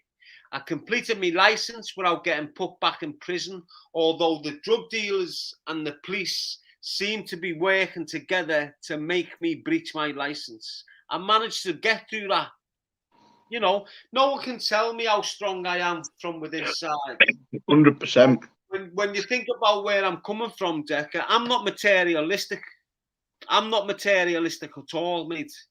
What I've got inside is 10 times more than any of them rich drug dealing scumbags. Do you understand what I'm saying? I can live a life poor. I can live a life on the basic needs. I can sit here free from jail, enjoying my gift of life, knowing that the eyes I look out, the voice I use, the ears I listen with, the fingers I can use, the limbs I can walk with, all have purpose. And when you look at the individuals that are born and have to live in a wheelchair, people who are born who can't see, people who are born who can't listen or speak, I appreciate this more than anything else. And that's where I'm at now. Yeah. And on this little journey of my life, I couldn't give a fuck to anyone else's life, to be honest with you. Truthfully and frankly, I don't give a... I'm obsessed with what I'm doing, and what I've been doing for 6 years is sacrificing my personal life, my personal infrastructure, the things I could have that I've sacrificed and won't have, is all down to me raising awareness about the life I've been through and the life I don't want them youthful minds to go through.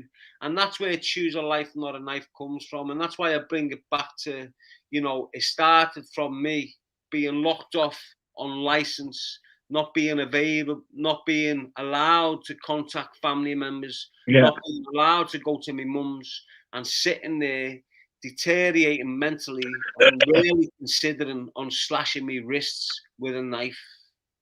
That's why you're going to be successful, Daz, because you just mentioned the one word there that you just hit the nail on the head: obsessed. To be successful, you've got to be obsessed with your passion, and you've got that passion, that burning desire to push that message, and you've never gave up in 6 years, and you still won't give up because you're obsessed with it. And that is, Conor McGregor says the same thing, man. I follow him all the time. You have to be obsessed with your passion to succeed, and that's what you'll do. It's written in the stars, man. And laws of attraction, positivity, you're putting a positive message out there. And yeah, you're going to get people coming in and distracting it, but you have that mental power now to just stay on that one-track mind and just move forward, and you're going to succeed with the message. Trust me, you will. You know what, Decker, mate? I haven't got my head stuck up my own arse. I never have done, mate. I haven't got no egotism. I haven't got no materialism. I'm me, pure and real, trying to educate the youth of today that are being dragged into a path of destruction, not to go there. Don't try and be this iconic drug dealer. No. Don't try and think you're mad because you're using violence to get through in life. It's not going to help you. It's going to destroy you. Eventually, you will end up in prison. Depending how far into the game you are, that depends on how many years you get in prison. And once you enter that prison environment, that custodial setting, if you like, the amount of people that exist in them settings, in them environments, there's people doing 30 years, dead men walking, never getting out. I've got past associates that are sitting in custody now who went into custody at 34 years of age, 26 years of age, with 35 recommendations. They are dead men walking. Although it hurts me to say that, the bottom line is they're dead men walking. They've gone in at 28, 26 with double figures mandatory. They're not getting out until at least the 60. When they're at that age, because of the environment they're living in, because of the constant stress that they're under, because of the constant bravado they've got to portray while they're in that environment, or they become a victim, they're pissing the bed at 50. They're not sleeping right. Yeah. They get out a complete wreck. If you do eventually get out, the majority die within prison. And that's why I call them dead men walking. So if you look at my co-accused that was with me on that trial, the first occasion, you had Sanjay, you had Mark Richardson, you had Scott Walker. They were all acquitted. They were all acquitted from my first trial. They all walked free, and it is what it is. Good luck on them. But within 6 months, them 3 individuals were arrested. Mark Richardson, at the age of 28, is given a 28 recommendation. Scott Walker, at the age of 18, is given a 19-year recommendation. Dennis Gilboy, at the age of 20, is given a 24-year recommendation. Do you understand what I'm saying there, Decker? No life, mate. It's no life, especially when... Because of their life on the outside of the fence is being volatile, is being very complicated in the sense of, you know, they're having wars and they're participating in gang violence and gang wars with different individuals. When they've gone into custody, the majority of them individuals that they're at war with are already in custody. So the minute they arrive in custody, they've got a battle on their hands and they've got to participate in more violence. So for the first 4 or 5 years of their recommendations, they're cutting people, defending themselves, committing acts of violence within prison. But every act they do within prison is recorded, written down and put into reports.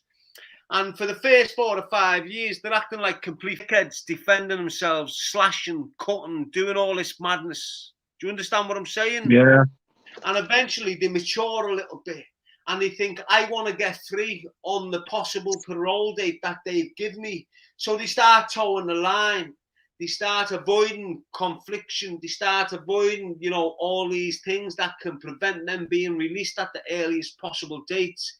They eventually get to their parole dates, and because of the way they've conducted themselves 15 years before in their first 5 years in sentence where they're committing these acts of violence, it stops them getting released 20 years later.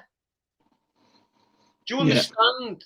And I know turmoil and the trauma that the lad goes through as a prisoner, as an inmate, but also what the family goes through, what the victims of the person they've assaulted or killed or whatever goes through. I know them implications.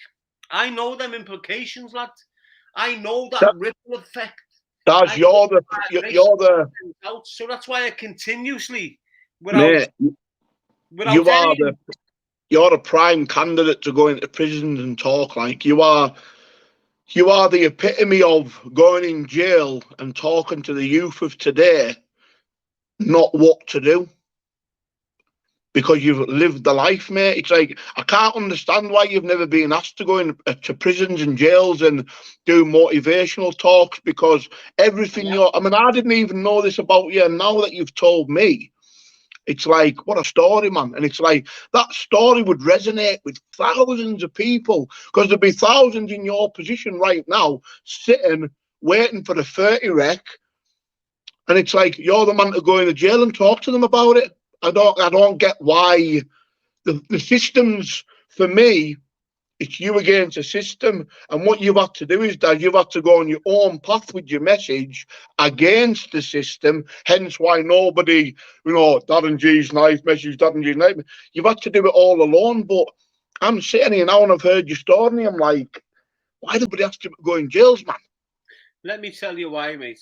And I don't like to turn it to negativity or like that. But the bottom line is, I had all sorts of institutions and individuals contacting me when I was first out of custody, screaming what I'm screaming exactly now. I haven't changed my narrative. It's been the same for 6 years. I had loads of individuals. I had private schools. I had state-run schools. I had universities all contacting me. I went and had meetings with these people. I went and had meetings with these individuals. I was becoming very popular because I'm real. All of a sudden, from nowhere, I have this little rat who I call a stalker coming out on a live feed and saying I'm a nonce and I've been charged with raping a 14-year-old girl, when there's absolutely no truth in it. And as you know, when you've suffered at the hands of these horrible, nasty individuals as a child, when people start labeling you as one of them, it has massive impact upon your mind and your psychological mindset. You understand? And that's what derailed me. The criminal organised crime groups that tried to assassinate me in 2004 and killed a young child of 18 on Robson Street on 6th of April 2004. As soon as I've got released from prison, the same organised crime group attacked me. And it is what it is. Yeah. I suffered the abuse, but there's only so much you can take before you've got to come out and defend yourself. And when people are eventually locking into me, they're seeing me writing people off and screaming about, but they don't know the backlog I've gone through. Where, hang on, no one's helping me here. No one's clarifying the person who I am. No one's standing next to me saying what's what, because they're all scared, because the people I'm speaking about are powerful, organised crime drug groups within the city of Liverpool. And they're the individuals that tried to kill me in 1999, that tried to kill me in 2004, that have tried to kill me on the 17th of March 2018. It hasn't stopped.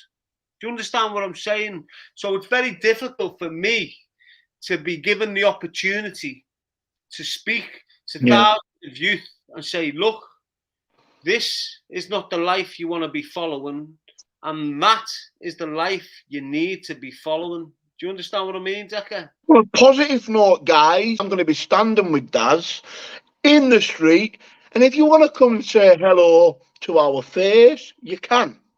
You'd be welcome with open arms in a positive way, because what we're doing is we're not coming together to cause anybody any harm, distress. We're not teaming up. We're two separate entities, like Dad says, that are going to come together, make content that spreads awareness to trauma, knife crime, mental health, all the things that nobody wants to speak about.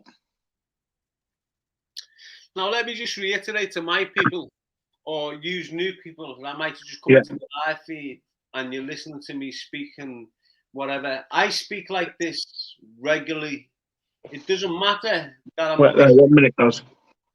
It doesn't matter that I'm on my fifth dribble of rum, spice. It doesn't matter. What you just heard me speaking about in the last 30 minutes to Derek Heggie is truth. I'm not here to exaggerate. I'm not here to make you hate on different individuals. I'm simply being myself, explaining what I've gone through, explaining the situations that I've experienced, explaining why I scream, choose a life, not a knife, to your sons and daughters, to let them avoid the path of destruction, to let them avoid the gang life, the drug dealer's life. And let's have it right, people, the ones that have been with me for a lot of time. The major influence within your communities right now, it's not your football players, it's not your ballet dancers, it's the dirty, dying, horrible drug dealers And the fighters. that are connected to organised crime groups. These organised crime groups, if you don't play ball with them, they'll shoot your son dead. They'll have another young Scouser shooting another young Scouser dead over drug dealing and over all involved with these horrible, poisonous people that are polluting our communities and absolutely destroying. It does. You know what the new trend is now? The new trend is, and this is me, as I'm not a gangster, I'm just an outsider looking in, and even I can see this. The Don Juans, the top boys, are now linking themselves to MMA fighters, to top boxers, because these MMA fighters and boxers have massive platforms, and they're using them top fighters to groom younger fighters into crime.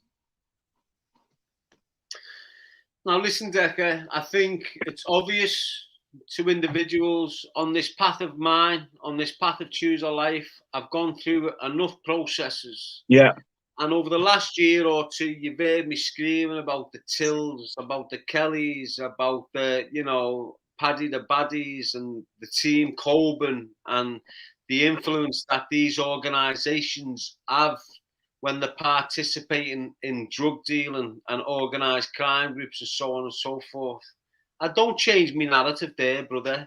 What you're saying is basically you've got certain elements of MMA gyms and promotions that are deep involved with organised crimes.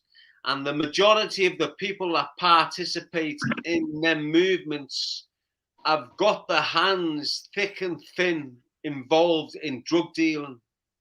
Now, when I'm speaking about the Tills, about the Kellys, about the Paddy Baddies, I'm not just trying to clickbait. I'm not just trying to get subscribers and so on. I'm speaking in the benefit of my city of Liverpool.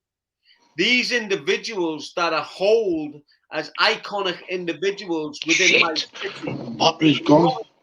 But dirty, dying drug dealers whose hands and arms are caught up in a web of an organised crime group that saturate the city with drugs.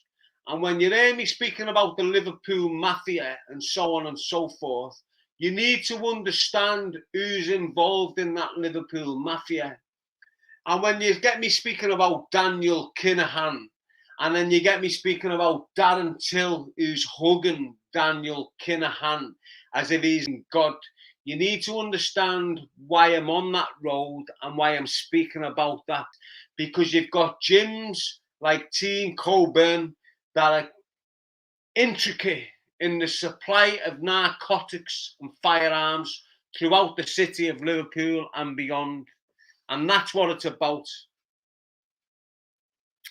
Now, Decker's left because he's got a little bit frightened of what's going on there. But that's what it is. I understand that situation because what I'm speaking about is very, very dangerous. Do you understand what I'm saying? Hopefully he'll come back. Hopefully he'll jump back on board and participate in the live. But if he doesn't, that's the way it is. But use people that think I'm just sat here every other month hating and speaking about certain groups or individuals. There's a reason why I do it, and this is why I do it. They are damaging the mindset and the youth of our city. They are encouraging gang life. They are encouraging drug dealing. They stand there on a pedestal of iconic purpose, if you like, when in reality, behind the scenes, they're involved in organised crime groups that are driving our youth our city, our communities into the ground. And if you don't protect the youth, you're not protecting the future. And if you don't protect the youth of Liverpool City has got no future. And I'm all about Liverpool City. I love my city, born and bred Scouser of Irish descent.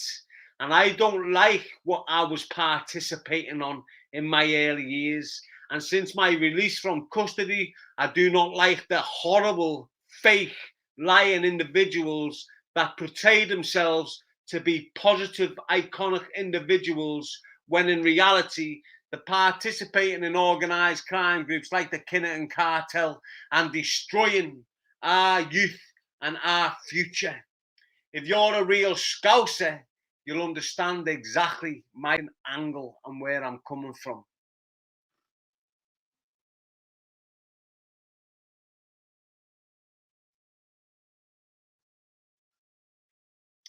Yes, Mutai. It's on my fifth one, my fifth and last.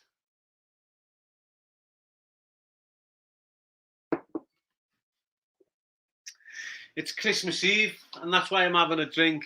This isn't a thing of year in, year out. But as you sat there watching, you're going to see this bottle of water. And as soon as this fifth drink's finished, the sixth drink will be water. And the reason for me drinking water after so much alcohol, which I'm not used to, is to make me wake up in the morning, go to the toilet, empty my bladder and feel nice. Have a nice powerful breakfast, absorb the acid of the alcohol, and I'll feel fantastic.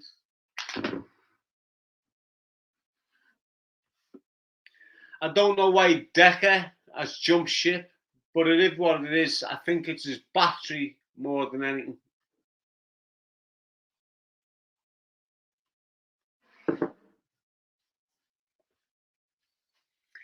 Kevin Mooney, no Darren, real. The youth is our future. Calnack UK, damn right.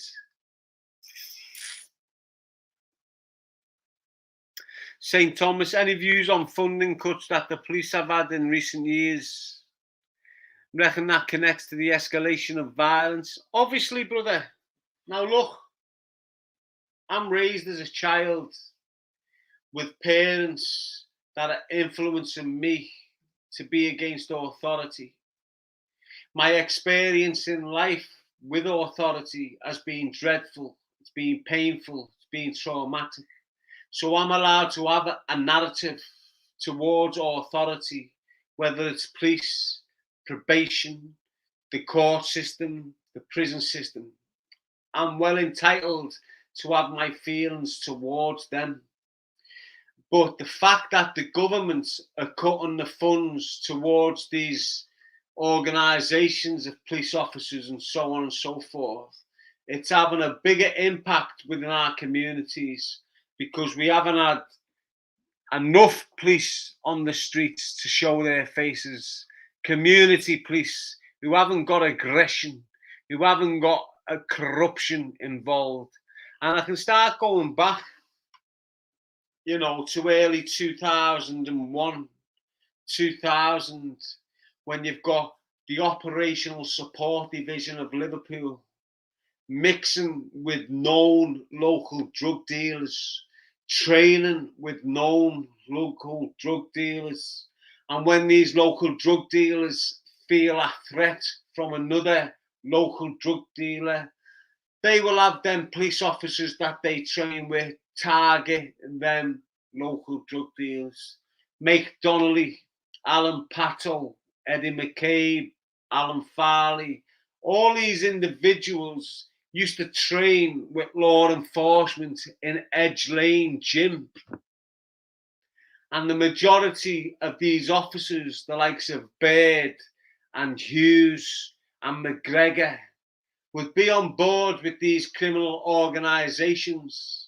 And when these criminal organisations was told or telling these corrupt police officers to target certain individuals like myself and my group that was you know, impacting upon their sales, impacting upon their distribution. When them organised crime groups would speak to their training partners, then training partners would then target us to disrupt our flow, to disrupt our distribution, to disrupt what we were doing, all in the narrative of protecting what they were doing for a little wage. And as I keep on saying, people, I'm not chatting. It is what it is.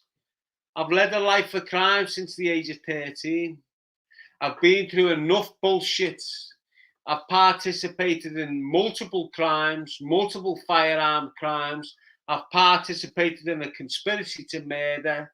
I've been involved with organised crime groups that were flooding the city with narcotics in the hundreds of kilograms. I've met some of the most notorious individuals within crime from the city of Liverpool. I know exactly what I'm speaking about through experience.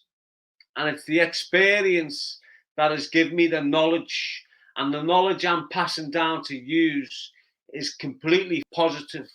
And all I can say on the bottom line of all this is choose a life, not a knife. Don't get involved with them materialistic, horrible gobshites, because they're using and abusing you, your life, and your family. You're going to end up dead. You're going to end up jail. You're going to end up in the head. Trust me. The best life that you can lead is a constructive one, a productive one. Stick at your school. Get into college. Get into university if you can, but it's not a necessity. You can leave college and fall into a powerful job, which is putting £2,000, £2,500 in your bank a month. Don't think you're at the age of 19 earning 1,500 quid a month straight into your bank. The world is a way of credit right now. Do you understand what I'm saying? If you get your credit rating to a certain level, you are flying in life, because that's the way the powers, the hierarchy want it to be. If you play ball, you can lead a nice life. You mightn't feel free. You mightn't feel like you've got this freedom, but trust me, and trust me right now, the amount of freedom that you have got is priceless. Don't jeopardize it for some adult that's grooming, manipulating you to do their dirty work and have you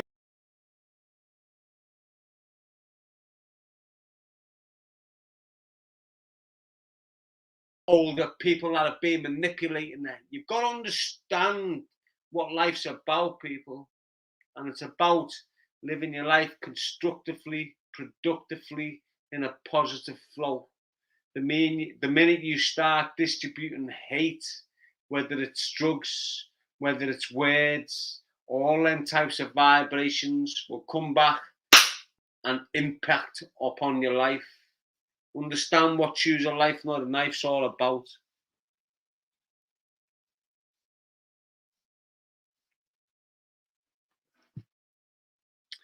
And that's the bottom line, people. If you don't embrace what I'm saying. Now, I've got some little weird hater.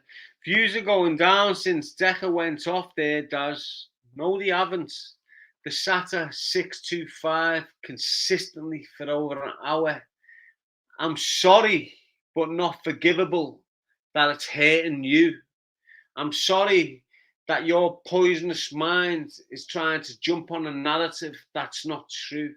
You're just a rat that's trying to spread negativity when you've got a very powerful force that's spreading positivity. Do you understand? Yes, Flamingo, Kevin Mooney, Nomad Scouser. Darren, if you can have a captive audience of hundreds who believe in your imagine the school's opinions could literally save hundreds of lives, mate. Now, what you've got to understand, mate, we've got JS, top man, talks the truth, Jim from London. Thank you, Jim. What you've got to understand is this. Since a child, Merseyside Police and the other agencies, social services and so on and so forth. I've never liked the G family. They've always went out their way to destroy the G family. Eventually, the G brothers started playing their game, committing crime, entering prison, becoming notorious, being known for all the irrelevant nonsense. All of a sudden, they've got this member of the G family that's gone through prison, survived it, gone through the psychological traumatic experience that he suffered as a child at the hands of Dave Dowland, the police officer, who went out as a way to abuse him but never succeeded. Do you understand what I'm saying? The police, the council, the social services, the probation services are all part of the same tree. Do you understand? You've got the police as the trunk, and the branches of that trunk are the probation services, are the social services, are the prison services. And every one of them branches have got a problem with the G's because we've never conformed to their routine and their regulations. They don't want Mr. Darren G getting out of prison in 2018, 2021, sorry, the 21st of June 2021. They didn't want me out there. They didn't want me getting a release date. They don't want me speaking this narrative, trying to encourage the youth of my estates, your estates, and their estates, not to participate in this, because that's exactly what the dirty law want you to do. They don't want that. Don't get twisted, mate. Choose a life, not a knife is very powerful, and I deliver it for a reason. The reason being, it saved my life. It prevented me from self-harming. It prevented me from committing crime. It prevented me from breaching my license and going back into custody and involving myself with organised crime groups. That's how powerful choose a life, not a knife is. The fifth drink of the night, which is a triple. What I'm speaking now is what I've spoke from day one. Do you understand what I'm saying? I'm trying to impact the mind of the youth, not of just the city of Liverpool, which is my priority because I love the city of Liverpool. But I'm speaking to saturate the minds of the youth in every city, whether it's Manchester, whether it's Birmingham, whether it's London, whether it's Milton Keynes, whether it's Hull, whether it's Carlisle, whether it's Glasgow. I don't give. The words I'm preaching to influence the mind and the youth and the teenage lads that have got the possibility of ending in the system, which has got a revolving door. The minute they end up into that system, it's got a revolving door, meaning they come out and go back in. They come out and go back in. They come out and go back in. I don't want no young man and no young girl, as a matter of fact, to start participating in the life that I was groomed into, in the life that the environment I was raised into made me go into. Do you understand what I'm saying?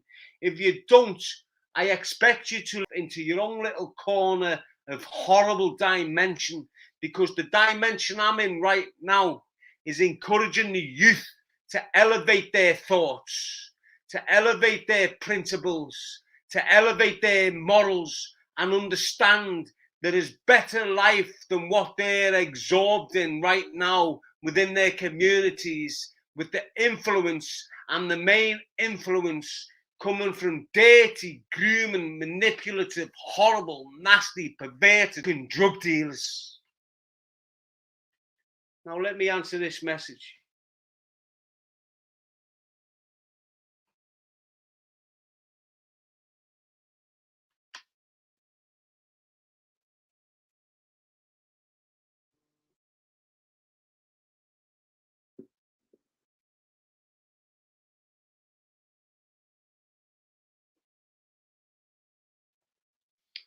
Now, I've just received a message off Derek Heggie. Now, I know he didn't bail when I started speaking about the organised crime groups because he's on the same page. He's got the same narrative, and that's why I embrace him. He understands community cohesion. He understands community safety, and that's what I'm all about. I'm a community activist, whether the government, the council, the probation, the police appreciate it and don't give a f. I'm here to defend the rights of the youth and protect them from ending up in prison, dead, or with a traumatic life that is dysfunctional. I've just got a message off Decker saying, Daz, tell your subs my battery went flat, bro. Dead. I can't come back on as phone charger is at my bed. Thanks for having me on, bro. And it is what it is, Decker. If you're there watching, he's also sent me a photo of the fringe. And listen.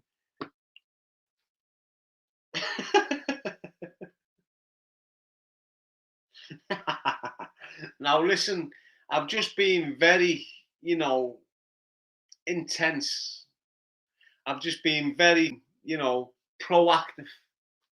I've been telling you how it is, how I am, and where I'm going. But he's just sent me a picture of that kid with the fringe.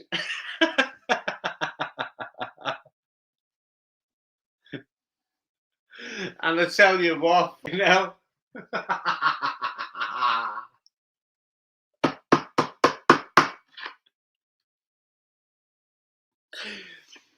Look, I'm certain he's going to put a bit of content out with this fringe, eh? And when you see it, you'll understand why I've been giggling all night. It's not because I'm drunk.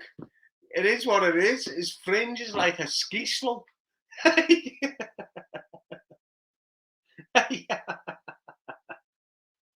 It's like he was in a rush out the shower, but he'd been ordered to get on it. Mad. Now look, I'm not going nowhere. We've got a little half an hour till I've drank this. But it's Christmas Eve. You've just heard me speaking positively the way I always do. I might be a little bit out there or whatever. I might be elaborating a little bit further or whatever. But that's because I'm drunk. But don't for 1 minute, get the narrative mixed up. The narrative has always been the same. It's not about self-gain. It's not about self-importance. It's not about materialistic. I'm here simply to advise your children, them teenagers on the streets, to turn and change lanes. Life off. You don't want to participate in that life because once you do, you're involved in a revolving door process. And once you end up in that revolving door process, the girl you've loved since a teenager moves on. Your children have already got a stepfather because you're locked off in jail. Do you understand what I'm saying? Freedom is absolutely priceless. And you need to understand that coming from the words of a man that's been locked off behind bars, patrolling them landings, locking wings down, controlling wings. I've done it all. Don't let hateful little poisonous rats suggest anything else. When I'm in custody, I'm boxing wings off. I've got what you believe as notorious gangsters doing me washing and making me a cup of tea and taking visits for me. That's the way I was in prison. I chose to change. Nothing impacted on me other than the Sycamore Tree charity-based violent offender behaviour programme. And it was the Sycamore Tree that enlightened my mind to the ripple effect. And you've heard me continuously over 6 years speak about the ripple effect. And until you know about the ripple effect, you don't really understand the damage you're doing within your community until you understand the ripple effect. And let me give you this analogy of the ripple effect. The majority of us, if not all of us, have been at a park lake, or we've tried throwing a stone into the water. Now, if you haven't thrown that stone in the water, you've thrown a bath bomb in your bath, and it has the same effect. And what is that effect? The effect is this. If you're at a park lake and you get yourself a nice heavy stone, and you throw that stone into the park lake, in the middle you have the stone landing within the water, and straight away you have a ripple effect, which creates a circle. And that circle, each circle of the ripple, creates victims. So if you're out there participating in a murder, participating in a drug deal, participating in the mugging of old women, participating in the paedophilia of a young child, you're leaving a ripple effect. And that ripple effect goes far and wide. And you're just not attacking one individual, creating one victim. You're creating hundreds, if not loads, of victims in that ripple effect. And it was me in 2007 doing the Sycamore Tree charity-based Christian offending behaviour program built on Christian narrative that made me think, hang on a minute, what I done that day was atrocious.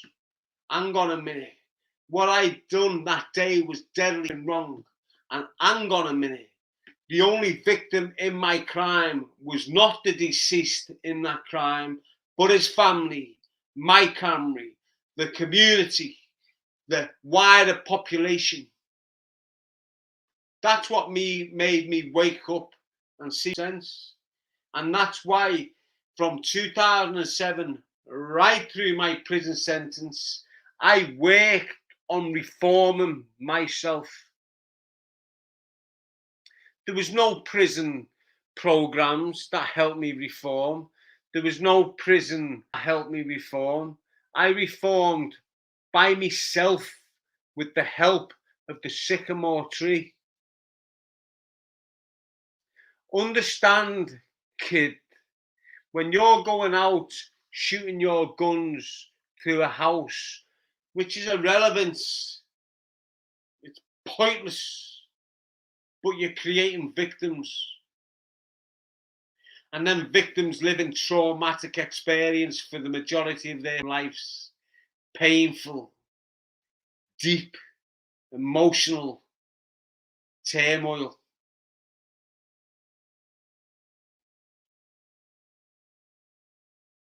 Don't get yourself involved. Because just like the ripple effect, when you watch that ripple effect, you get the stone going into the water. Boomf. That's the impact. That's the crime. That's the crime you've committed. It vibrates out, but as you watch it, it vibrates back in. And whatever you give out comes back into you. Whatever you chat, that'll be chatted about you. Whatever vibrations you put out there, then vibrations will come right back to you. And hopefully you're old enough, mature enough to realise that that is not the way forward. Trust me. Violent crime, drug dealing, abusing the old, abusing the young is all wrong. And if you participate in that behaviour, you're going to suffer for the rest of your life. And it mightn't impact upon you directly, but it'll impact upon you indirectly. You might think you're living a boss life with all the materialistic that you're absorbed in, but your child will get a hill. A member of your family will get knocked down by a car. You need to understand that it's your fault why that's happening to your family because of how you're behaving and what the fuck doing in this life and life's gift that you've been given. You've got a purpose in this life, and it's not dealing drugs, it's not committing violent crime, it's not abusing children, and it's not abusing the old. If you participate in any sort of like that, you are going to feel a ripple effect. You are going to feel the vibrations. And when you've got people speaking about karma, that's what karma is all about. But don't think karma hits you direct. If it can't get at you directly because you're emotionalist and materialistic, it'll attack your family, it'll attack your siblings, and it'll attack people around you. So you feel the effect of karma.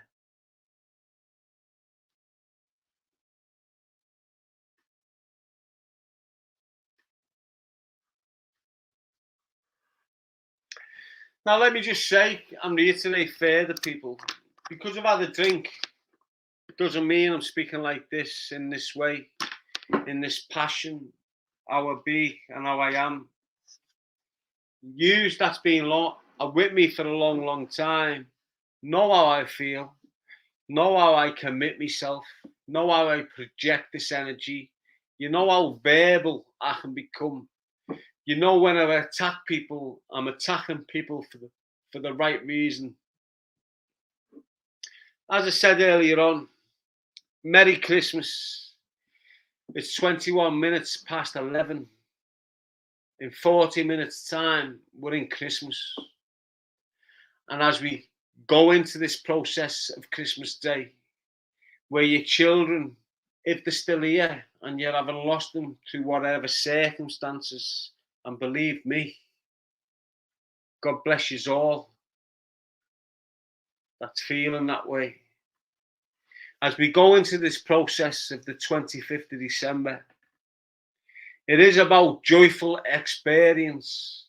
It is about sharing the spirit of Christ. It is about sacrificing certain individuals within your life that's caused certain traumatic events or head work or emotional turmoil within your life. It's important that you use this festive period and this opportunity to move on. There's lots of people within our society, within our community right now upon this live feed that have lost people through certain situations, whether it's violence, whether it's gang violence, whether it's, COVID and so on and so forth. It's important that you use this period and this space of time to embrace love. Don't forget, but let go. Let them people that you're clinging on to that have passed away through whatever circumstances, let them continue their process into the next dimension. Let them continue their process into the afterlife. Don't hold them back. The only way you're holding them back is by clinging on to the pain and the trauma and being selfish, wishing they were still here and wishing they were still present in this dimension of life. It's important you accept that they have been chosen by whatever means they've come to the end of this dimension. They have been chosen to progress into the next dimension.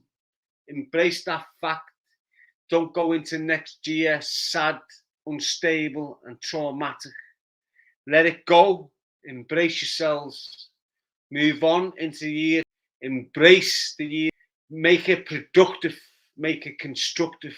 And don't let it be traumatic the way it has been in this year that we're about to leave. And as I say, it's my fifth drink. It's nearly gone. I won't be going till I've drank it.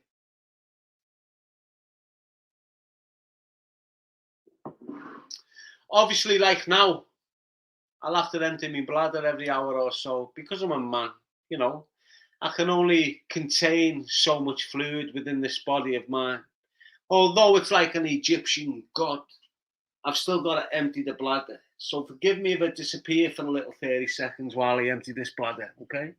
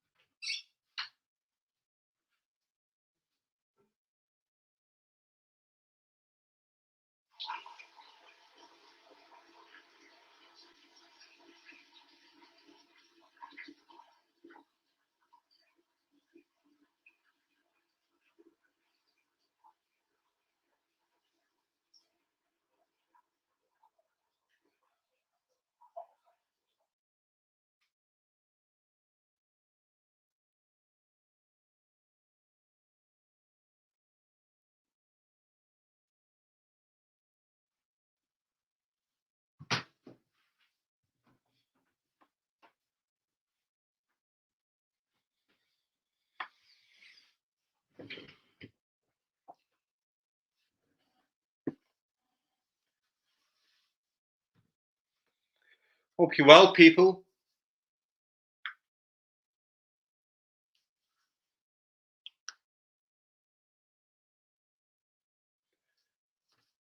I don't know why I've done that. Must be because I'm drunk a little bit.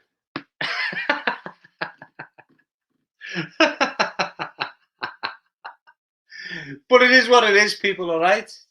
We've just went deep. It's been very intense. You know, Decker had a few things to point out. I replied to him. It got very intense. Something you may have never heard of. We haven't touched on the likes of Ratwood and so on and so forth because they're irrelevant in the process. You know, they're not part of this process. They've got their own process. Let them absorb themselves in that poisonous negativity, horrible, nasty. I'm on my own process. I'm got my own gift of life, and I'm embracing it every step of the way. I'm free. I'm free to be who I want to be, and that's what I'm doing. For you people that have supported me along the way and encouraged me to stay on this path of life, I embrace and appreciate, and I'm very grateful for your support. Obviously, over the last year and the year before, you've seen me acting like a pillock. You've seen me acting, you know, not mature. You've seen me responding for dickheads that didn't need responding to. But when you're a man of my character, of my experience, of my upbringing, you've got to defend yourself. You've got to defend yourself continuously because no one's ever defended me, and I've had to defend myself from a childhood through my teenage years into my adult years. Nothing's changed. Obviously, I might dishearten a lot of people with what's coming out my mouth. And I think I need to take this opportunity. You know, I think I need to take this opportunity because over the last year, I've spun narratives where I'm hateful towards, you know, homosexuals and the LGB crew, and I've hated on this and I've hated on that. When really, it doesn't really bother me. You know, I've been caught up in a mess. And to anyone that I've offended over last year, let me call this the end of year last speech, if you like. And don't be considering the fifth drink of the night, okay? The fifth triple, I must add. There's a majority of you that'll be on your back. I don't drink every day. Yeah, this is a one-off. It is what it is. But don't think this is influencing my thoughts. So from here on in this live feed, I'd like to sort of finish on, you know, the end of the year speech, if you like. And I'm aware I've offended a lot of people over the months that have gone by. You know, I've offended races, I've offended sexualities, I've offended all sorts of individuals. And me thinking it's comical because it makes someone laugh, but it don't make the majority laugh. And over the months gone by, I've been in contact with a certain individual, and his girlfriend doesn't like the way I speak about, let's be frank and truthful about it. They don't like the way I speak about homosexuality and the LGBT movement and so on and so forth. Although I'm very powerful on the stance and the position of there's only man and woman, that's my beliefs. That's what I feel. That's what I work with, and that's how I move forward. But for me to sit there like a poisonous, evil rat and attack individuals that are in the mindset that they're in the wrong body, and individuals that want to be, that way inclined and so on and so forth, it's very wrong of me to do so.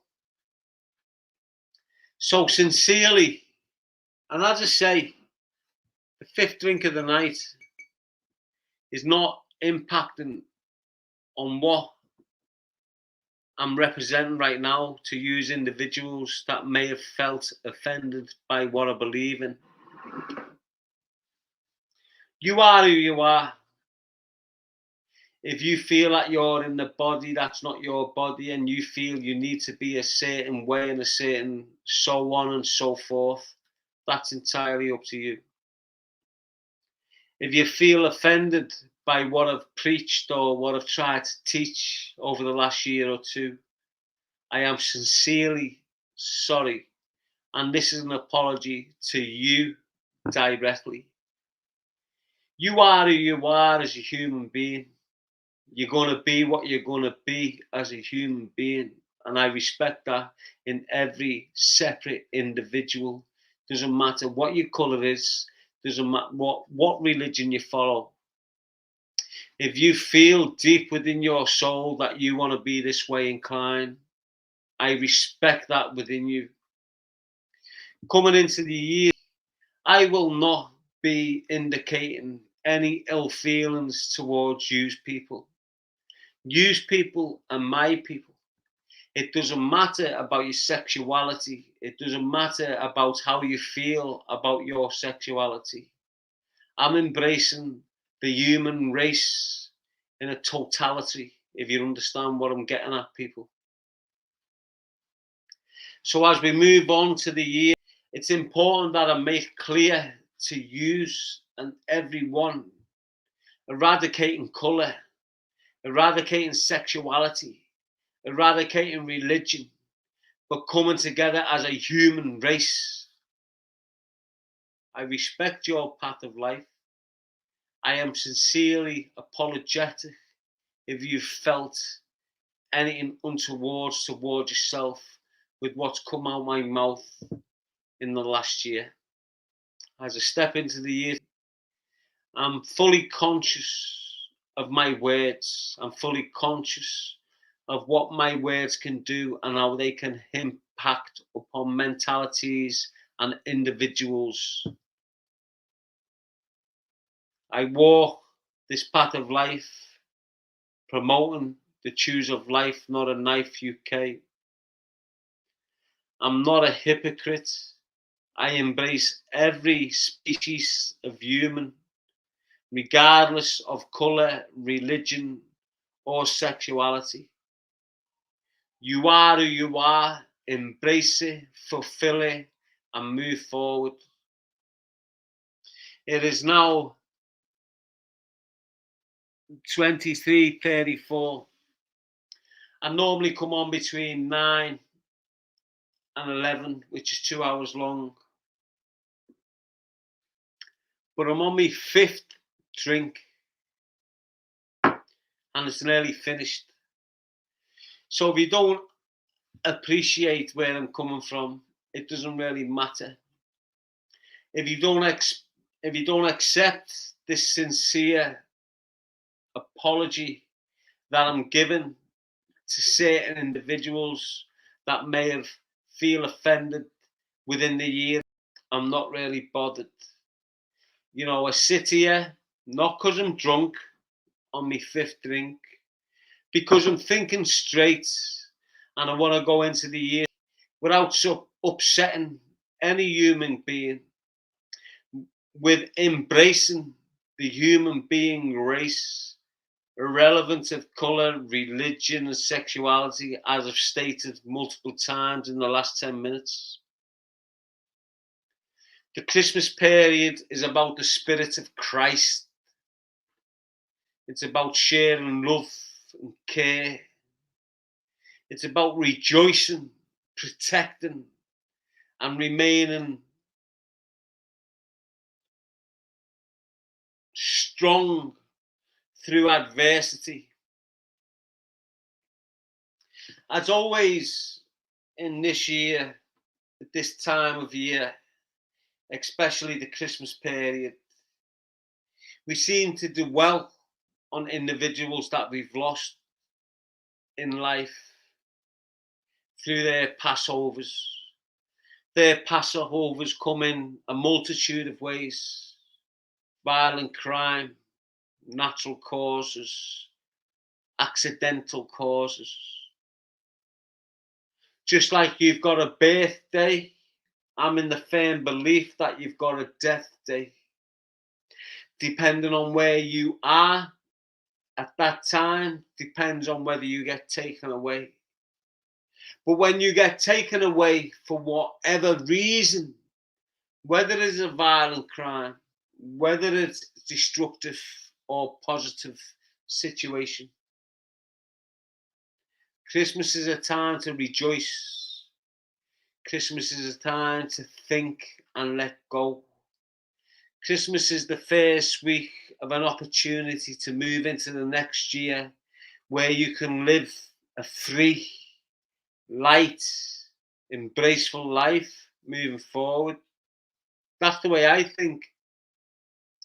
And it's not just now the way I've been thinking that. I've been thinking that for a long time, in custody and out. And it doesn't matter what goes on in my life. It doesn't matter what family members turn their back on me. It doesn't matter what traumatic situations I've been through in my long life. Every year, without a shadow of a doubt, is an opportunity for myself to shut the door on that year and embrace the year ahead in a positive mindset. And I hope you can do the same.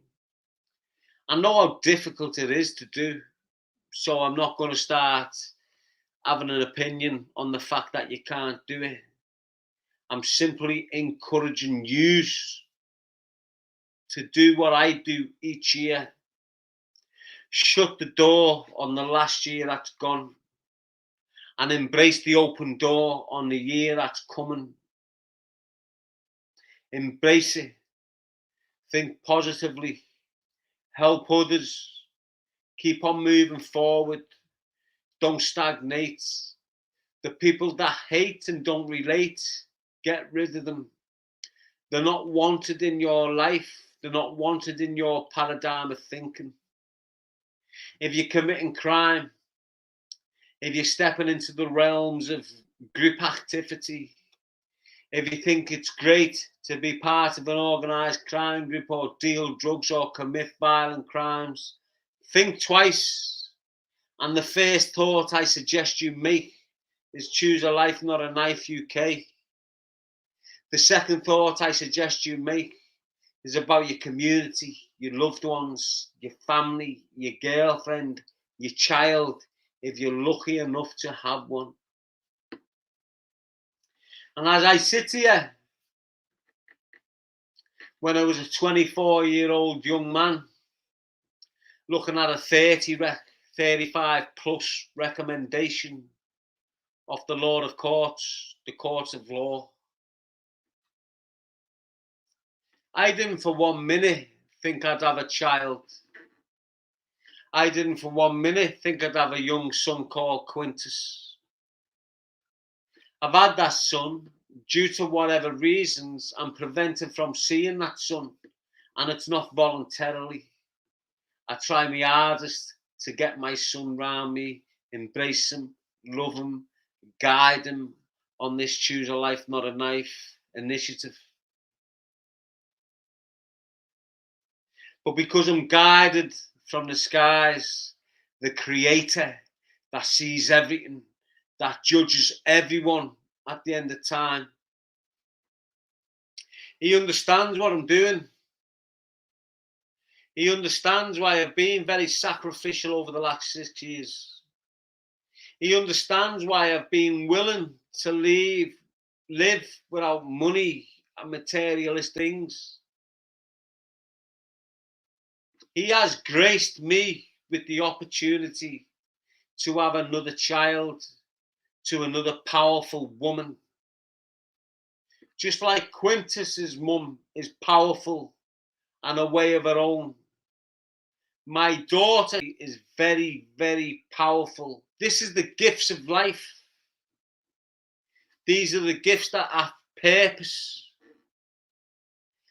This isn't the cars, the watches, the clothes, the nice houses. They're all irrelevant when you go to the grave. The only thing you think about when it's time to pass over into the next dimension of life, because don't think it ceases, is the people you're about to leave behind. Whether they've got everything they need whilst you're gone. Whether they're going to be safe. And that's what life's about. The children you create.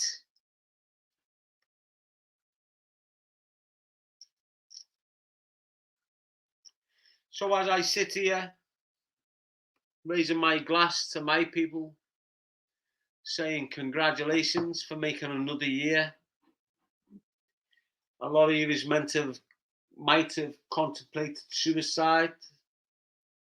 Let's brace your thoughts for them people that have participated in suicidal tendencies, which I deal about on a regular basis. Let's contemplate a thought for them individuals that have lost their mothers, their nanas, their granddads, their dads, their brothers, through whatever means. Christmas and the Christmas period is a time to think, assess, and move forward into the next year, productive and constructive.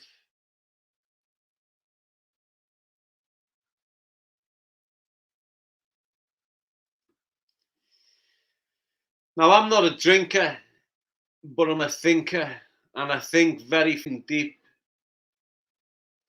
And what a lot of people are going to start insinuating because I've had a drink, that I'm chatting. But let me tell you right now, everything I've spoke about right now, I've spoke about for 6 years, if not longer. I was speaking about the same in prison, trying to encourage lads not to participate in certain ways when they get released. I've come to this point where initially I didn't believe I'd ever have children. I didn't believe I was getting out of prison. My end was finished. The Creator in the skies understood I was on the right path, and He gave me the opportunity to have a new life. That new life came with my release from prison. That new life came with the birth of my son, Quintus, which kills me because I can't get to see him. The Creator in the skies has recognised the pain and the trauma I'm going through as a community activist, and He's granted me the gift of my young daughter. To all you people, families, individuals that's lost family members, I just want to raise this glass and I want to tip a little bit of it to remember the ones that have fallen. I'm going to try and drink this in one go so I can get on the water before I go and relax tonight and have a nice sleep and wake up in the morning waiting for my loved ones to come and visit me so I can cook them a nice, nourishable dinner. Let them open their gifts, see the smiles on their faces. There's a lot of people out there that's going to have memories where they can relate back to the smiles on their loved ones' faces. And this year, they're not going to see them smiling faces. And they're going to participate in dragging themselves back to the past and remembering these people and so on and so forth.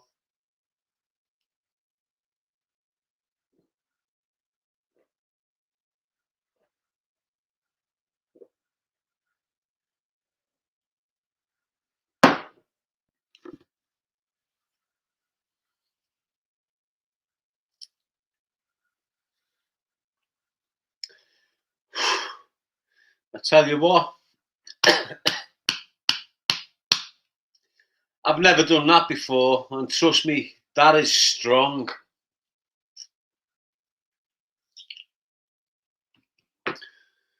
But when you drink in moderation. As you can see now, I'm straight on the water, preparing for the morning that's coming on Christmas Day, the 25th of.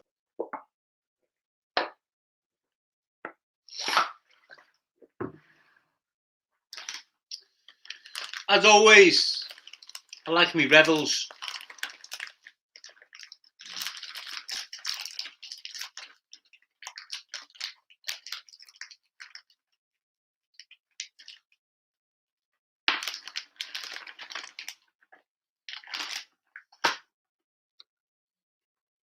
And it's spot on because it's got a coffee one.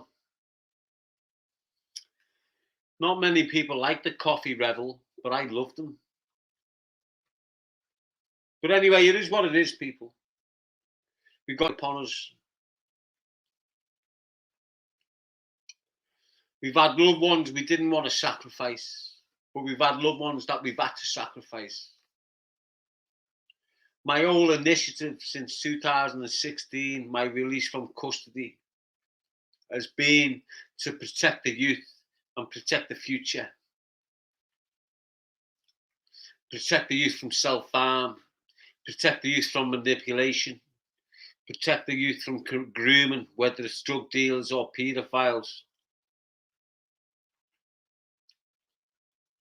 I encourage us all to let them situations that has been holding you down, making you feel heavy, let them go. Accept the losses. Deal with the traumatic situations. Move on to the year positively, constructively, and productively. Don't stand still and stagnate. If your children are going off tracks, try and pull them on tracks. Educate them about Choose a Life, Not a Knife UK.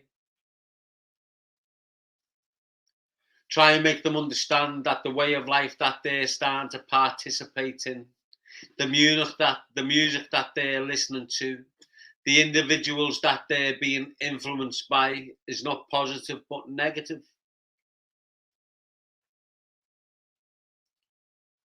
It's Christmas Eve. I hope you all have a positive Christmas. I hope you all embrace your life and the gift of life that you've got. I hope you all understand the purpose in life that you've been given and not to sacrifice it or abuse it.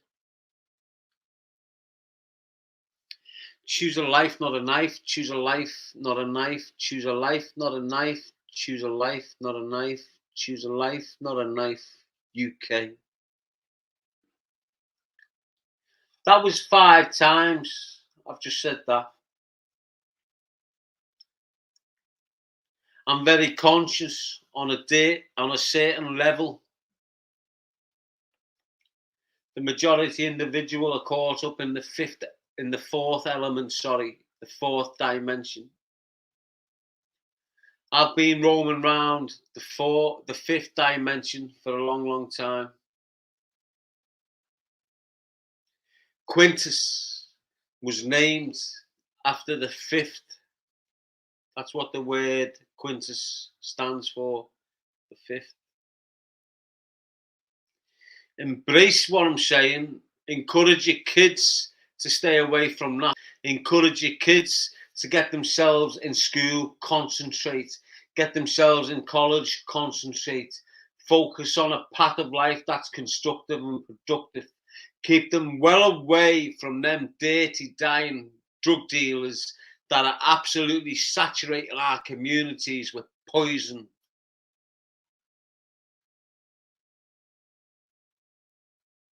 Ten to 12. I normally finish at 11, but it is what it is. For you that are waking up with your family members intact, have a nice day. For you that are waking up with your families members that are absent, deal with it. I'm not being cruel. Accept the loss. Accept that they wouldn't want you sitting there in this turmoil. And in the year, move on. Don't forget, but you've got to move forward. You've got to get past that. That's making you stagnate. That's holding you back. Peace out. L5 shout.